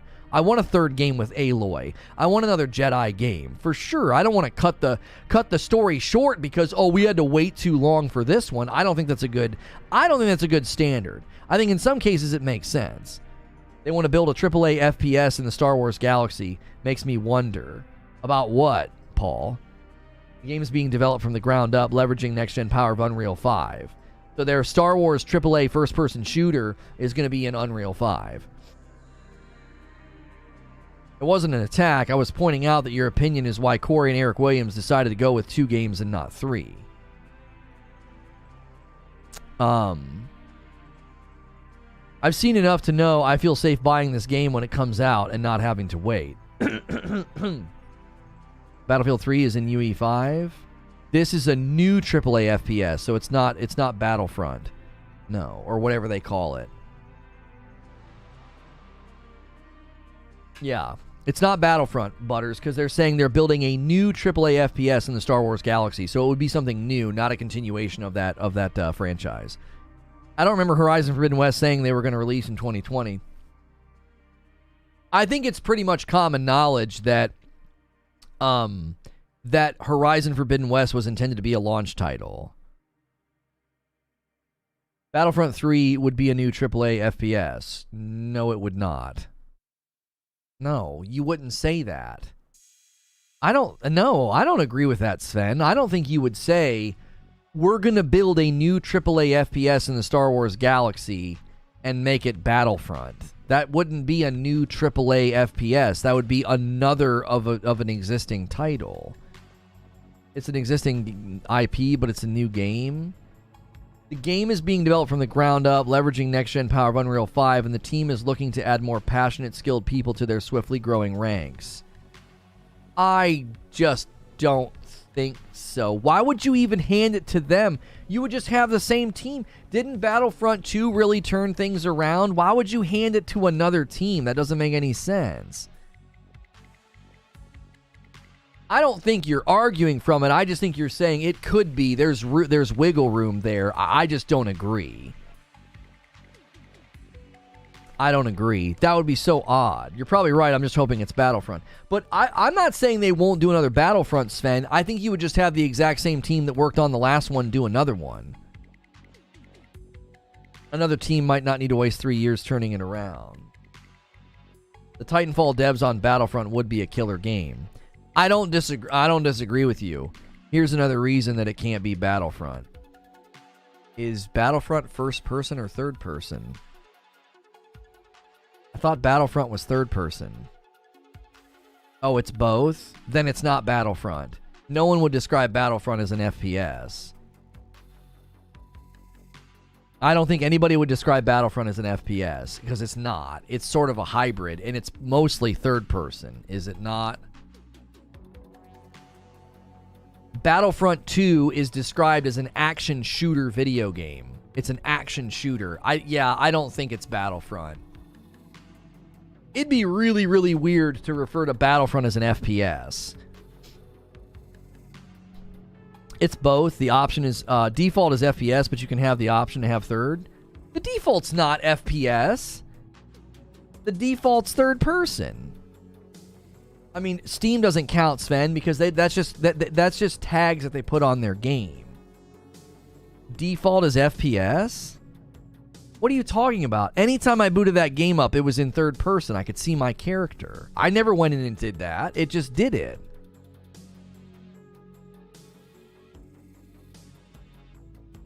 Whenever I played that game, I just automatically was in third person. I don't remember changing that in the settings. It's been third person for me. I'm not saying it's not both. I'm just saying whenever I booted up Battlefront and Battlefront 2, I could see my character. I didn't go in and change anything. It's FPS on the new one?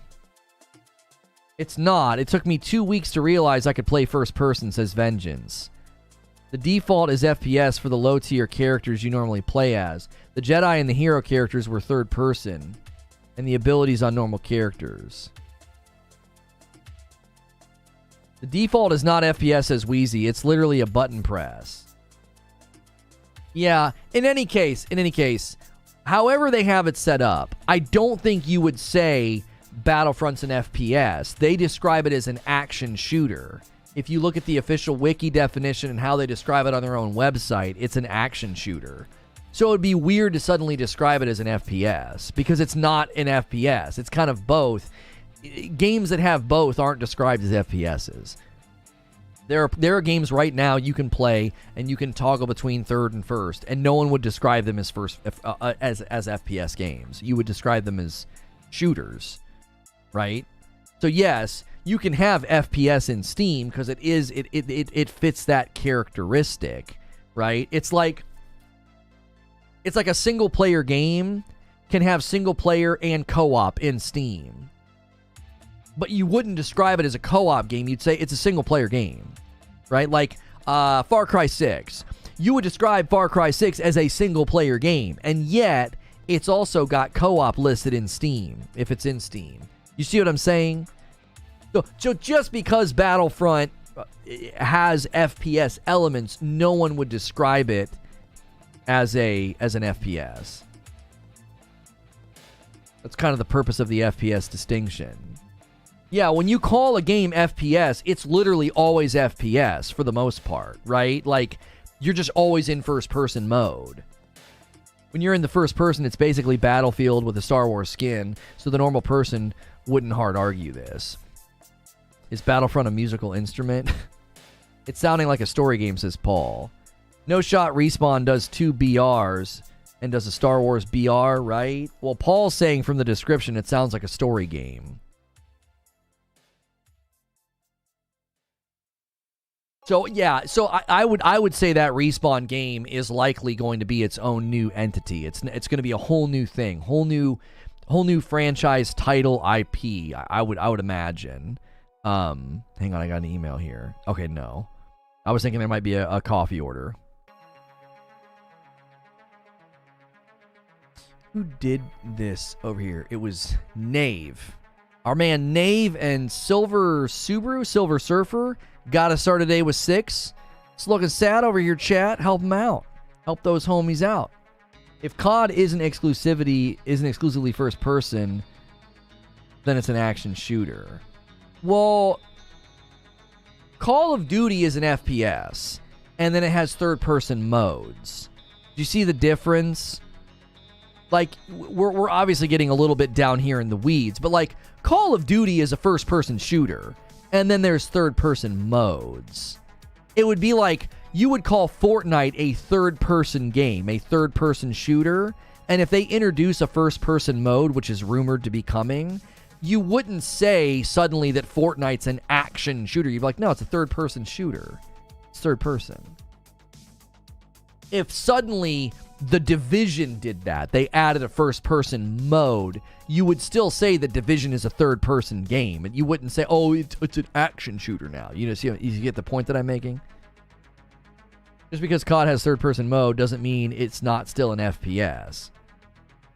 Big brain, if they bring Commandos back, I'd sell a kidney for that. You know, I was thinking about that, Butters. In the vein of Star Wars video games, they're not saying brand new IP. So they could say, hey, we're bringing this back. Like, we're going to do a new Commandos or something. Define mode?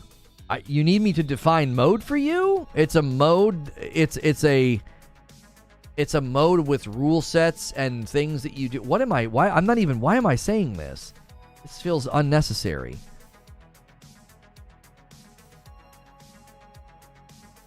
Ooh, it's in there. Oh, the chat brought up, and I think it was Frostbite. Oh, what game was in Frostbite? What are you talking about? Gran Turismo is an FPS. Come at me, bro.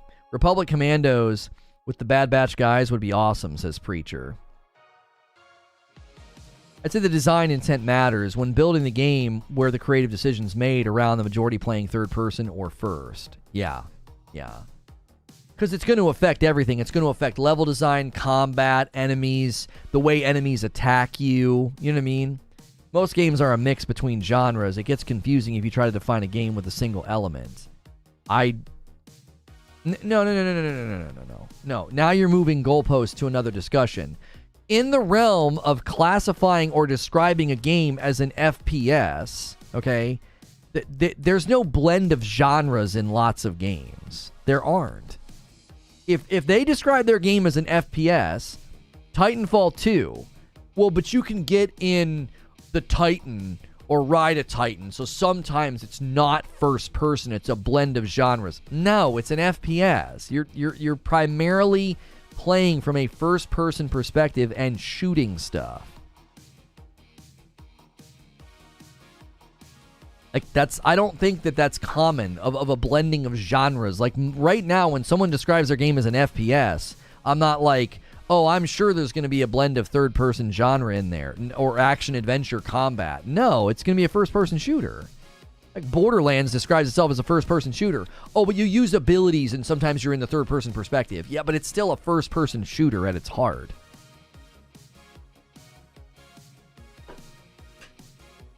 What else is there to talk about aside them changing engines? What are you talking about that changed engines, Eugene? I'm not sure what you guys are talking about. I will take it. I got this for you. Write sentences better. It's a mech game. In mech, 1/20th of the time. Yeah, that's right. Titanfall 2 is a mech game. I'm getting lost in crosstalk. I'm not sure what you guys are talking about. I think it's already started on other projects, actually. Wait, are we just going to overlook the fact that EA is dropping Frostbite for UE5? Oh. We're going to overlook the fact that they're dropping Frostbite for UE5. I mean, I'm not going to say that it's not a big deal, but I'm also... There's a couple of ways to look at it, right? Like, Frostbite's caused a lot of problems with projects, and so I don't think it's that surprising. Like, oh my gosh, they're going to Unreal 5, especially for shooters. You know what I'm saying? Like, I actually don't think that that's that surprising. Frostbite has come under, scrutiny and criticism recently. Primarily, I think the catalyst for that was Anthem. Why? Why are you going to keep using that engine, man? Mass Effect 4 is going to UE5. Huh. Mass Effect's doing it, and some Respawn games. Battlefield isn't. Yeah, so Wheezy's saying that's wrong. They're not ditching Frostbite entirely. Yeah, so not every single game is ditching Frostbite, but there are... Wheezy, it sounds to me like... Is it a majority, though? How many games can you list that aren't, and how many games are? Frostbite engine getting some much-needed upgrades. Battlefield dev says. Like, how many games can we confirm are staying, and how many games can we confirm are leaving it? Would be, I guess, the question. EA used Frostbite engine for everything for nearly a decade. It's a big deal they're going away from it. I don't disagree with that. Can't wait until we have shader compilation issues and a massive PvP battle. I can't wait to play on console and not worry about any of that. Frick your PC woes. PC Master Race, get effed. Seriously. Get effed. Yeah, that is going to be funny.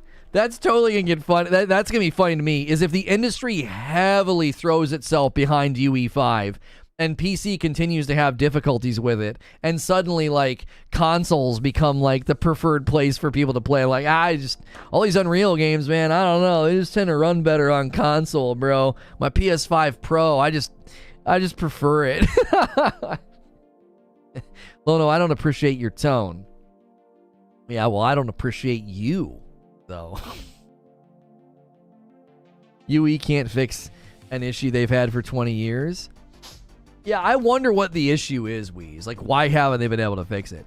If you guys are just tuning in, we've been discussing Jedi Survivor gameplay details that came out. We got Jedi Survivor new gameplay info, an interview with Game Informer, where they broke down significant things. And the reason I'm referencing Ghost of Tsushima in my thumbnail is because there are 5 fully realized stances in the game, and you choose those stances depending on who you're fighting, and they come with advantages. Now, they're not going to tell you what different, enemies you should use them for. Like in Ghost of Tsushima, they just flat out told you what each stance was for, and then each stance had its own skill tree. I think we will likely see the same thing in Jedi Fallen Order. We've got 3 of the stances detailed. I think all 5 are actually contained in the trailer.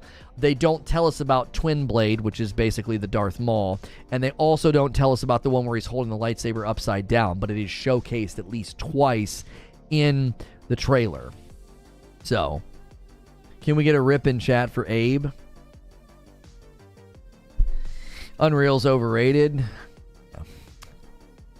I don't feel like debating engines. I feel like Unreal 5 is undeniable at this point. Unreal's standing around like Thanos, like, I'm inevitable. Like, just deal with it. It's coming. Lots of people are going to use it, and I think it's going to benefit the industry. I think the cross informational benefit, the hiring benefit, somebody works at some company on some big battle royale with Unreal 5 and then comes to work on your action adventure game in Unreal 5. Guess what? They can bring a lot to the table. Oh yeah, we figured that out with really large, big open areas and draw distances. Yeah. We did this in our battle royale. It'll really benefit your open world RPG action adventure game. Like the shared knowledge of the industry over the next 20 years, I think Unreal is going to help a lot with that.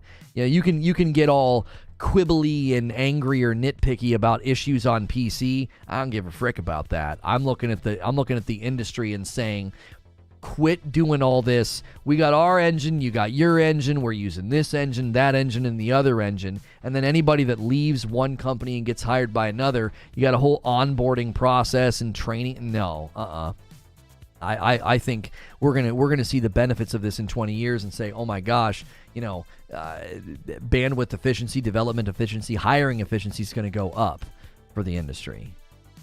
And I think that's one of the reasons you're seeing companies switch. It's not the only reason, but I think companies are switching. I think they're saying that. Decima says, hold my beer. Yeah, well, I'm not saying that Decima is not an amazing engine. It is. But if you can't get a bunch of companies to switch to Decima, then it puts Unreal into a stronger position and a stronger foothold globally and industry-wide.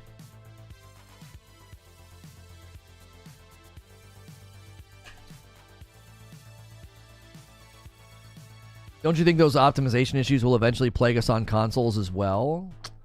I don't know. I don't think so. No. I mean, why would they all be switching? Why would they all be switching if that was the case? You think somewhere along the line somebody'd say, hey, do you guys really want to do that? Don't they have that shader compiling issue? Do we really want to mess around with that?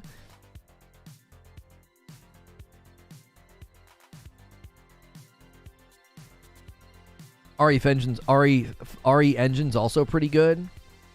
Yeah, there's no debate about are there other good engines, whether it's Decima or the RE engine. There's also Insomniac's got their own in-house engine that does incredible things. There are amazing engines out there. That's not in dispute.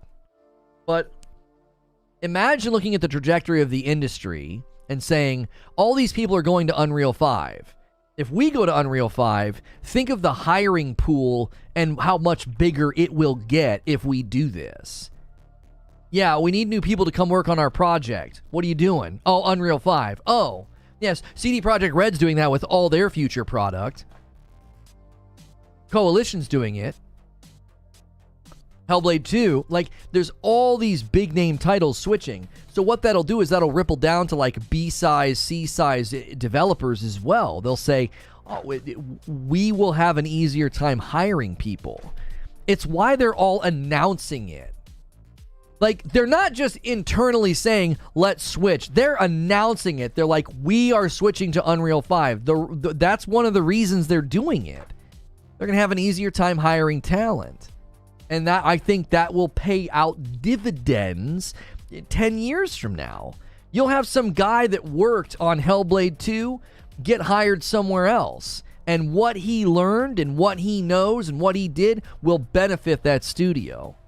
You'll have a guy or a gal who worked on the new Witcher in Unreal 5 get hired by some other studio. It's like, yeah, we learned a lot about combat animations and third-person perspectives with, seamless, foliage and environments and lighting. We learned a lot.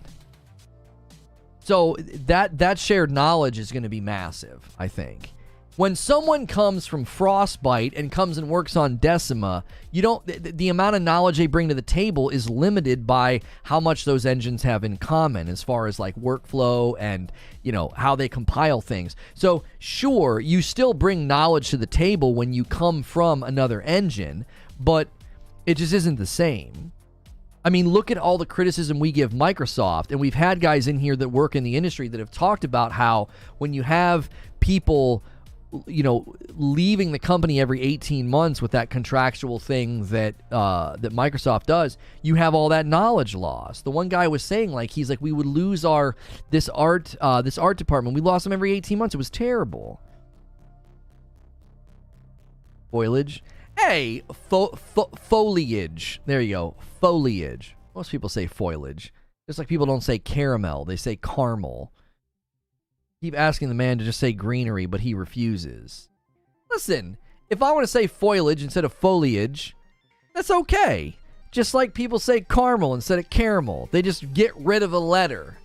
They just get rid of that second A. I'm like, let's just get rid of it. Nobody says foliage? Plenty of people say foliage. Get the frick out of here. I'm not in my own camp.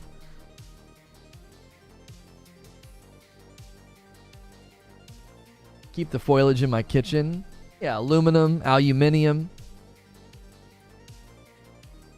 Foliage is just a misspelling, not a different pronunciation.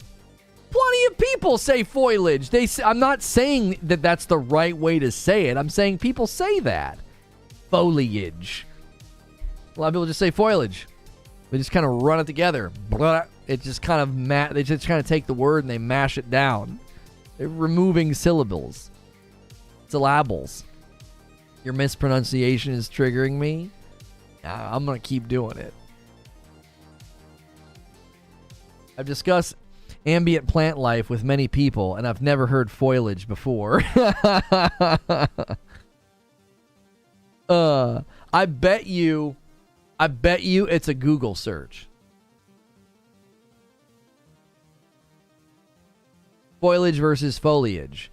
The pronunciation is disapproved because it suggests the transposition of the I in the spelling, the I and the L in the spelling. It's not as common and may be associated with non-standard spelling, foliage. So it looks like there are people that have spelled it that way. It's a non-standard spelling. Is it foliage but foliage? As others suggest, is a common mispronunciation. Yeah, it's a common mispronunciation. I'm not saying I'm pronouncing it correctly. I'm just saying that I'm not some weirdo. There was literally an upstate New York Reddit asking people how they pronounce it.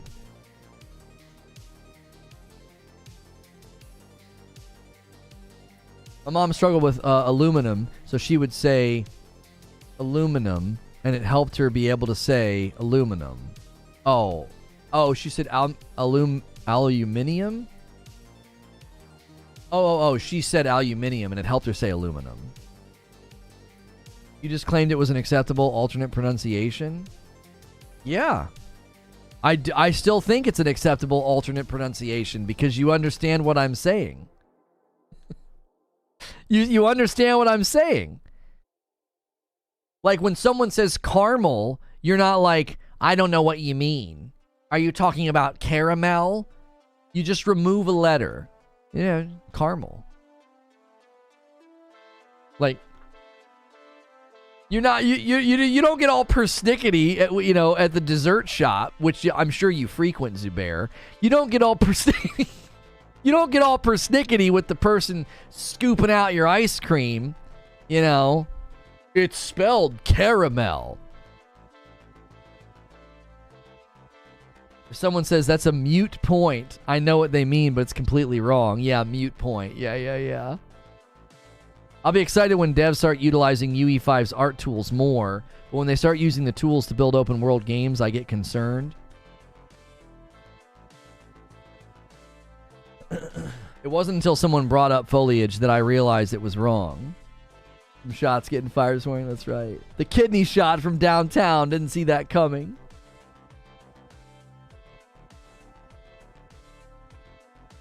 Case closed. It's the redneck way of saying foliage.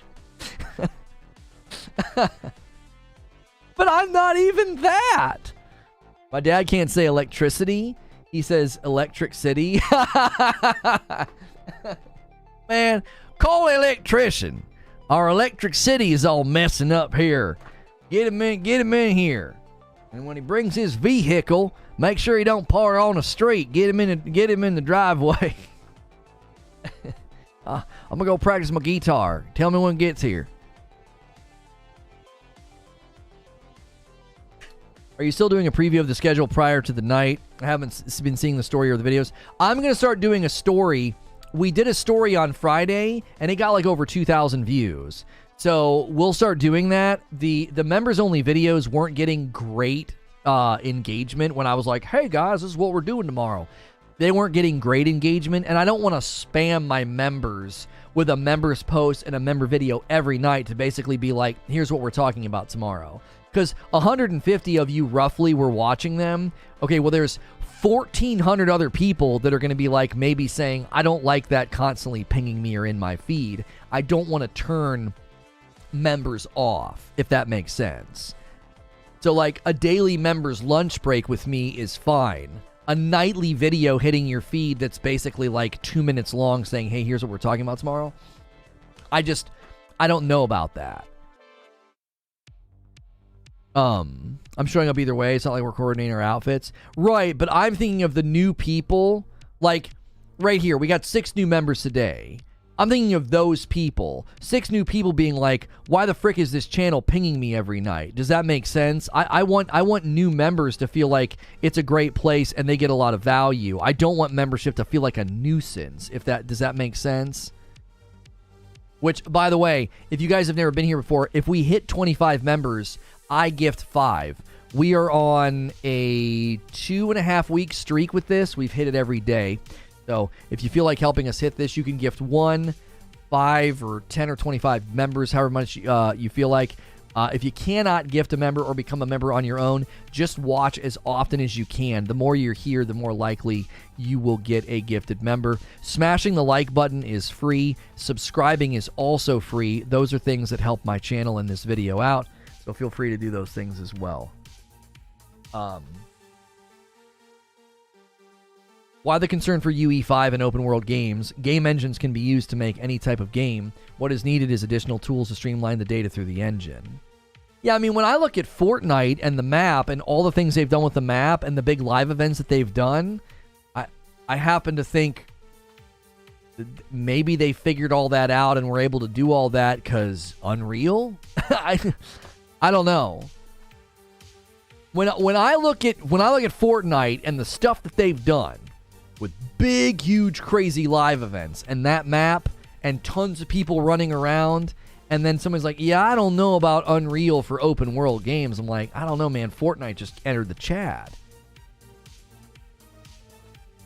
Digital Foundry has a running joke on UE for a reason. Yeah, I'm not saying that it's without its flaws, but I'm also saying it seems like a really, really good engine for lots of things. Like, we've had this discussion before, and I feel like some of you are pushing back against something that no one's saying.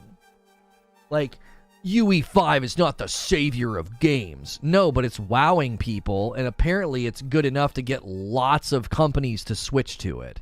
So something's going on. Your opinion on the matter, it has no bearing on what the industry is doing, right? Really, really educated people are deciding that this thing is where they're headed. I mean, we watch Digital Foundry and read Reddit all day long. These companies are deciding that this is where they want to go. You know what I'm saying? I don't know. I feel like sometimes we get shaded in what we think. We're like, well, I read this. Digital Foundry said this. They have this ongoing compiling problem. Oh, okay. How many engines have ongoing problems? And as, you know, Frostbite's described as having razor blades. You think every engine is without those challenges? You know what I'm saying? My man, Chase Irons. What a name. Dropping a 10 gifted bomb on the chat, taking us to 16 for the day. Evil Angel, I think is what that's supposed to be. Evil Angel, One Pint Johnny, Jagged Wizard, The Walk, Karen Emmanuel, Adam Bowser, Icebreaker. My man Icebreaker, what up, Cheeks? Ice Cool, Blood, Dill Dog, and Arkham says, Merry Christmas, bro. Thank you very much, Chase. And Merry Christmas to everybody who got a gifted member. You can be a part of the members only lunch break that we take, as well as our members only Discord, and Friday nights when I hang out with my wife, have some drinks and play some games. It's a blast. It's cheaper than building your own most of the time. Right. Engines are way too complex now. That's part of the point. I would hope UE never takes over. Right, I'm not saying I hope it takes over. I'm saying clearly there's a reason that it's getting the foothold that it is. Never said every engine's without faults. Just the faults I know make games at times literally unplayable on UE4. Now, to be fair to Epic, they said their biggest goal is to fix the shader compile in UE5. Right, and if they can do that, Wheeze, let's imagine they fix it in UE5. So then what's our issue with Unreal at that point? Digital Foundry issue with the UE is the shader compilation. That issue is not the engine's fault. It's the fact that all PC games have to compile shaders. The problem is that UE5 uses a lot of shaders to get those high-end graphics. But right now they haven't. Yeah, I'm not saying they have, but if they're committed to fixing it, let's imagine that they do. You're imagining they never fix it. Like a lot of the commentary I've gotten from Wheezy and others sort of against UE5, there's a presumption baked in that, yeah, they're never going to fix this. Well, if they've committed to fix it, I would hope they actually do. That's a big what if. It's also a big what if to say, what if they never fix it? They're equal what ifs, are they not? We're going to fix that. Yeah, what if they don't? What if they do? They're both what ifs. Neither is more intellectually strong. They're both presuming a future that it either gets fixed or doesn't. It's kind of 50-50. We're also assuming that new tech advancements will never be made. It's the engine's fault. Epic wouldn't be trying to fix it if it wasn't engine level. It's been a 20-year issue. Yeah, I definitely think it's the engine's issue. You know what I'm saying? Synced runs great on PC and it's UE. It's not every game. Well, no, of course it's not every game, Paul, but it's a challenge that comes baked into the engine is the point that they're making. Let's say you're in charge of making a game and you get your people set up on UE5 and you're like, yep, we're building our game in UE5. That's something they have to work around and deal with. So yeah, synced runs fine, but that's more than likely something they've had to deal with in development. It's been the most ubiquitous engine forever, and they haven't fixed it.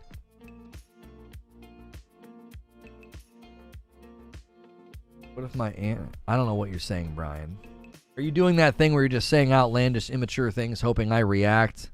Like, if you're that hungry for attention, call your dad. Is Jedi Survivor on Unreal Engine 5? Jedi Survivor is my second most anticipated game of 2023. No, Jedi Survivor, I believe, is UE4, is it not?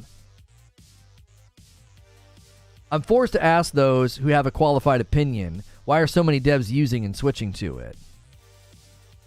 That's what I've been saying. That's what I've been saying, like, dadgum emotes, there you go. Barrier says, oh man, quick with it. Yeah. I'm so tired of people like that. Knock it off. Engage in chat or don't. Like, we're having a conversation. Zubair. Oh, Eugene's answering Zubair. Big reason. It's cheap and easy to use. Cheap and easy to use is kind of important, isn't it? Yeah. And the other thing I've been saying, Zubair, think about the industry dividends that we get from this. The more companies that do this, the more people that work in UE5, the more you benefit when someone leaves a project or a company and gets hired somewhere else. You get all that knowledge and experience. You get all that knowledge and experience.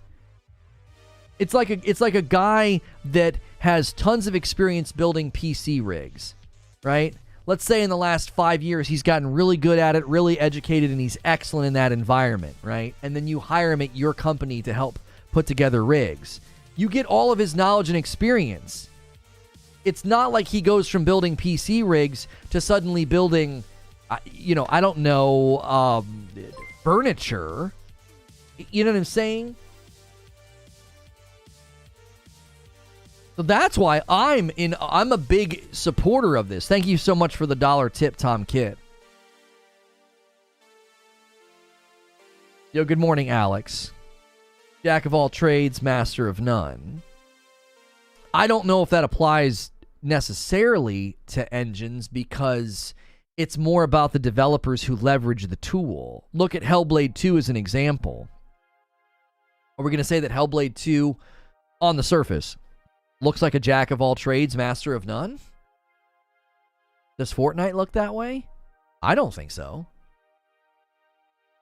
I 100% do not want all games to be UE5.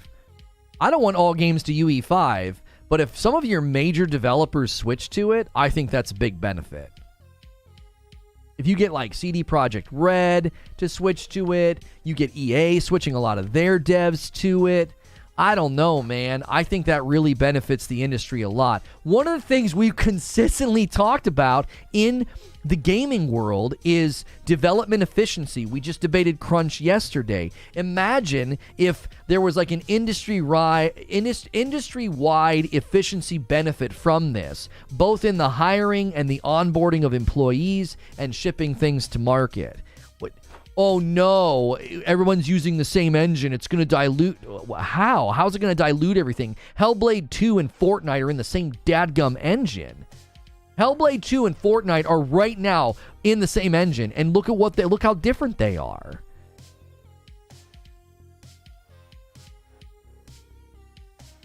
Callisto Protocol got bad reviews because of shader compilation stutters.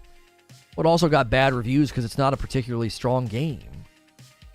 Get rid of the stutters, and that game still has design and philosophical game dev decisions that I question.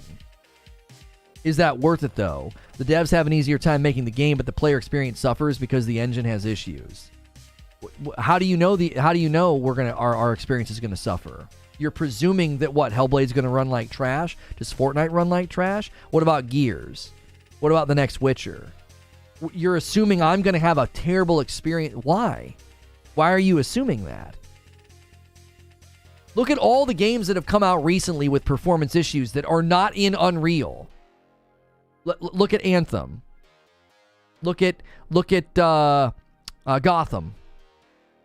Look at Plague Tale. Are we going to look at all these games and be like, well, that's fine? You know what I'm saying? It's not isolated to UE5. Like, problems in games are most often related to shipping a game before it's ready. What if we attacked it from the other end? Gotham's Unreal, right? And Gotham's problems isn't because of the Unreal Engine. The reason I mentioned that Gotham is because they made decisions that had nothing to do with the engine. Look at the design decisions they did with Gotham and try and fault Unreal. That's not why that game runs poorly. Same thing with Plague Tale. That's not why those games run poorly. Look at Anthem. Anthem came to market and wasn't ready. Why? Engine. Bad pre-production, bad production, pre and production. So it's not like, oh, the minute you go into Unreal, it's gonna be problems. Like, no, typically games have problems because the developers make really dumb decisions or the game comes out and it isn't ready.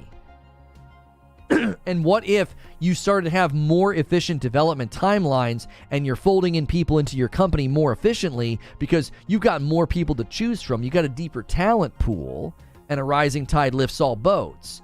5 or 10 years from now, you have more people that have gotten really good at building in this engine out there in the hiring pool.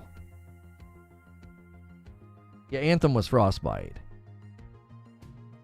I was mentioning Anthem and Gotham and Plague Tale for different reasons. They're all games that had problems related to developmental decisions, and with Anthem, it was the engine they chose to go with. With Gotham and Plague Tale, it was a bunch of stupid lighting decisions that they made. It had nothing to do with the Unreal Engine. I can play games right now on Unreal from indie studios that run better than Plague Tale Requiem and Gotham.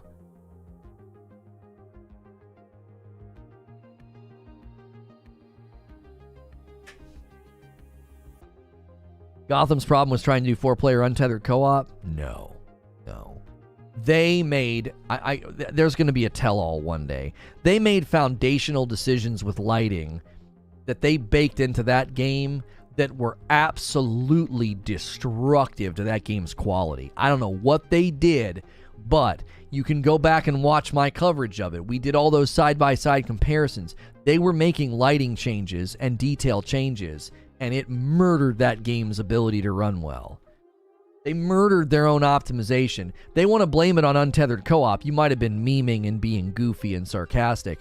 They want to blame it on untethered co-op. That's a freaking joke. That's not why that game runs the way that it runs.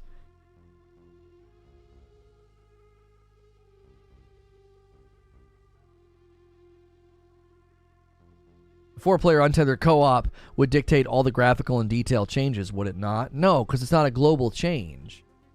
A global change would be how lighting interacts with every surface. Untethered co-op's not a global change because not everybody's even going to play it. You see what I'm saying? Like, it doesn't make any sense. If they want to blame it on that, that's ludicrous. Plenty of games allow that level of co-op, and it doesn't do that to the game's performance. Yo, it's good, Sorcerer. Gotham Knights was so bad because they started as a live service game, stripped everything out at the last minute, leaving the shell of the game that it was. And maybe they just tried to make it up with graphics. I don't know.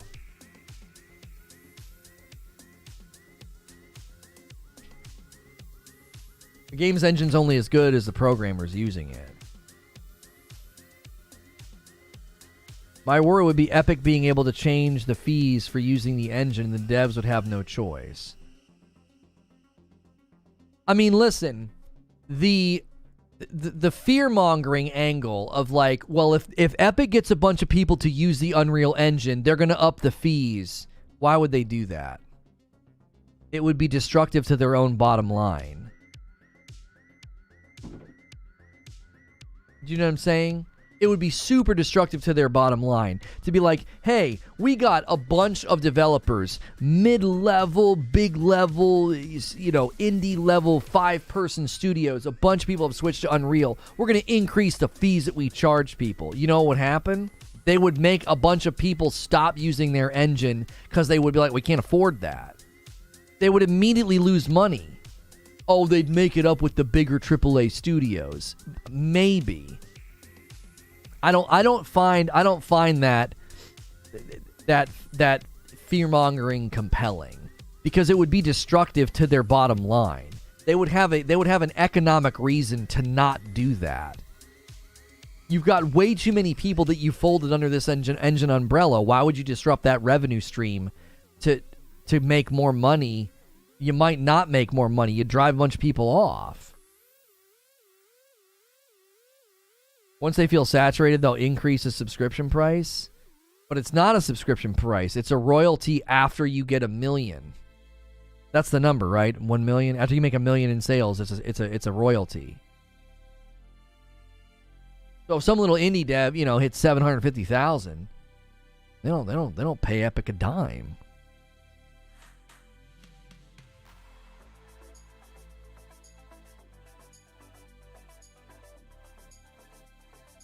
I've not had any complaints about buffering today, Murph. Viewership's been pretty stable. We've had like 20 jumps and drops, 20 jumps and drops. So there could be a region that's having issues or something. You know what I'm saying?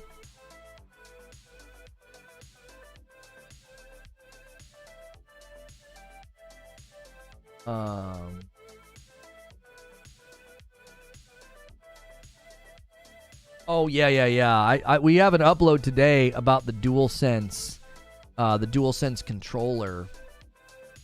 Yeah. I don't know what my POV is. Shorter battery life. Stick drift. My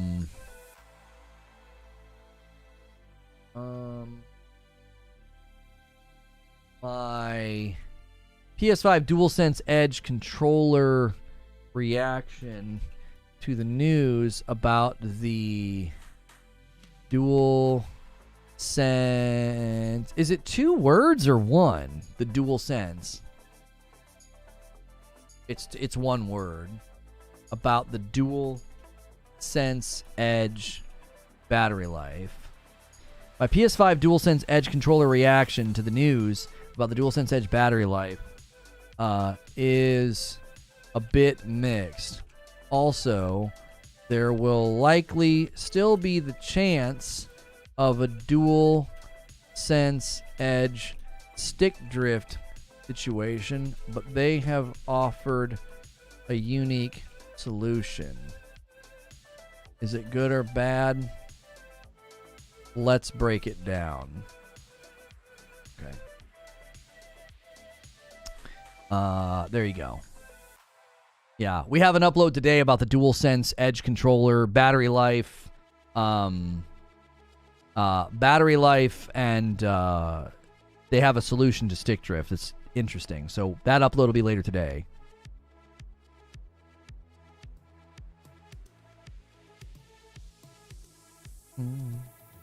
I pre-ordered the controller a while ago. It'd be cool when it finally comes out. Yeah, January. Reviews and previews are coming out, and so I did a reaction to the fact that the battery life is a little bit shorter than the standard DualSense. So we have been well off topic for a while, and we are 9 members away from the goal. So if you guys want to get us to the goal and bring some folks with us, I'm going to get the member stream set up. This was a good stream, but I no longer stretch streams beyond where they should go. Once we've kind of done our job and covered it and pulled what I feel like is a good response, we move on. And so make sure if you're new, make sure this afternoon you're back for our second stream, because I've got a really, really cool game that I want to tell you about. It is a roguelike shooter for people who don't like roguelikes, inspired by Returnal, Hades, and Destiny. So make sure you're here for that. Let me get this members segment set up. Okay.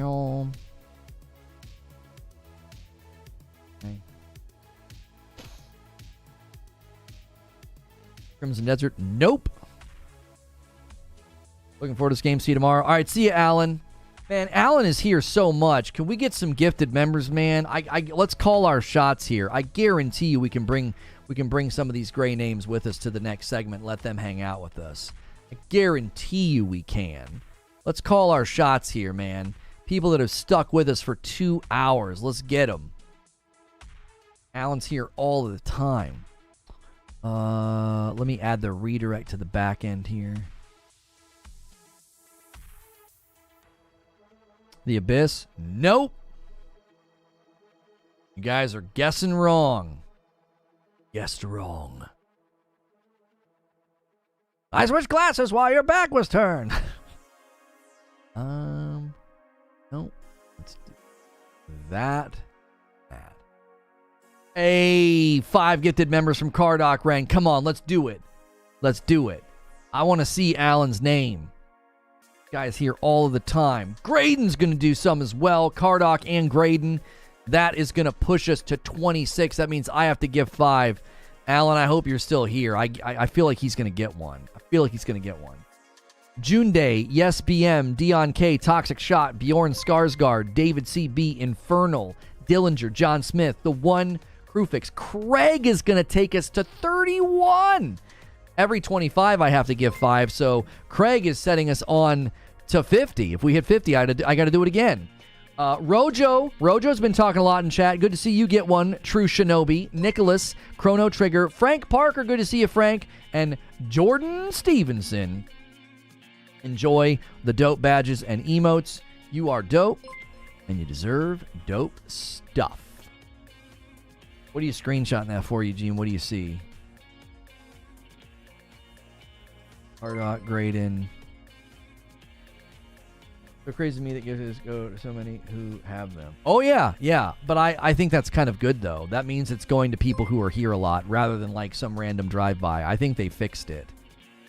If we saw a lot of whites, Eugene, I actually think that would probably be worse for us. I think we probably get better retention. Good and bad? Yeah. It'd be nice if a lot of... Yeah. Yeah. I get what you're saying. Oh, you can see the badges. I can't see the badges. They show their badge on mobile when they get the gifted. That's cool. All right, I got to give out my 5. I got to give out my 5 now. Sorry, it's my first time here. No, June, you're fine. You are fine. I think it's a good mix of first timers as well as long timers. I think it's a good mix. You get to sample what we do, but it also, I think, is better to go to loyal viewers because you might never come back. You might be like, I just wanted to hear about Star Wars. I'm gone. Bye. You see what I'm saying? It's not personal. It's just, as far as the efficiency of it goes, it going to loyal viewers makes way more sense because then they're way more likely to come back and enjoy the content that we do. All right, there goes my 5. Our Chance, Jody B, Cyber DNA, Dude with the drum set, Gabriella Sunrise. There's my 5, and we are at 31. So we may hit 50 sometime today. Maybe that'll happen in the second stream. That might happen in the second stream. Tell you what, before we go to the members segment, I'm going to run upstairs quick and use the restroom since we're at the end of the stream anyway. Make sure you guys check out all of the ways you can support. The glasses I'm wearing, the shirt I'm wearing, those are commands you can type in chat. Do me a favor and smash the like button if you haven't already. Likes were a little light today. It'd be awesome to see 300 likes on the vid. And feel free to keep gifting members. You'll pull those people with us because we're getting ready to go to a members-only segment. We kind of break for lunch and kind of hang out. And so consider keeping that train going. I can come back and shout out all those members if you guys want to do that as like a surprise for me stepping away. Don't go anywhere. We got more great shows and more great content coming up.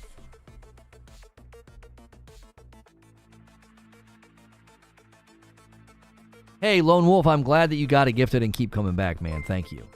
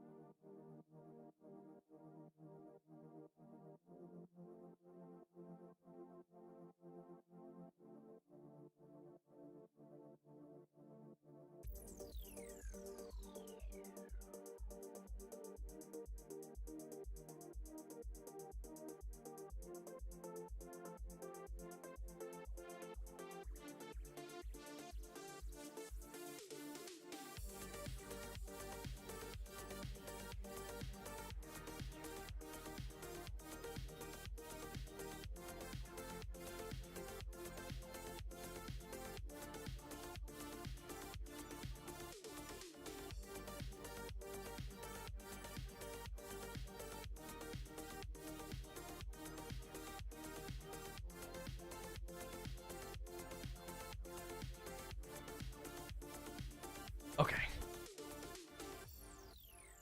Okay, I am going to push out this update to members, and we're going to switch.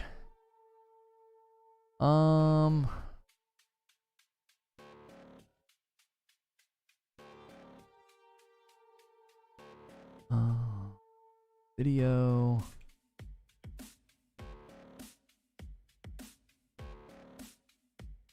Wait, let me try something. Your YouTube videos.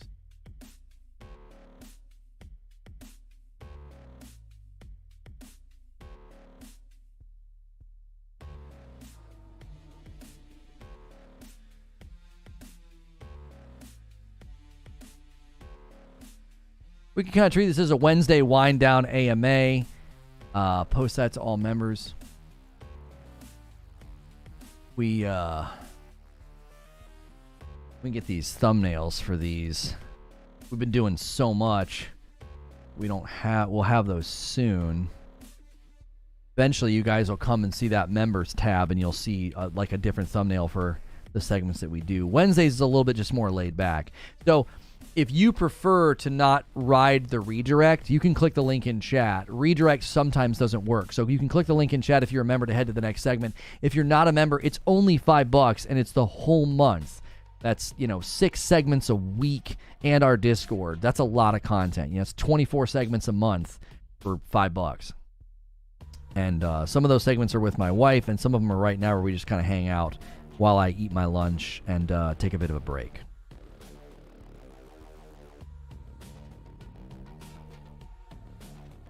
Thanks so much for clicking on this, man. If you are a member, thanks so much for supporting it. Maybe you got a gifted member recently. Be sure to use the links below. Get into our Discord. Connect with the community. That way you don't miss these streams. We do a little bit of a break every day. This is going to be kind of a Wednesday wind down. Maybe an AMA. Just kind of chill. Talk about the channel. Things that we're doing. We kind of use Wednesday for that. The other days of the week, we do stuff like New Trailer Tuesdays, Throwdown Thursdays, an opportunity for me to play games. I think I'm going to check out Vampire Survivors tomorrow and just show it to you guys, play it for a little bit. Mondays is Mean Comment Monday, although this week we didn't do any mean comments, but we have been doing that. And then Friday nights I hang out with my wife, so if 8 p.m. Eastern on a Friday night's good for you, be here. It's usually very fun. She's making some eggnog for this Friday, and it should be a good time. I'm going to end the previous stream about Star Wars Jedi Survivor and bring everybody over.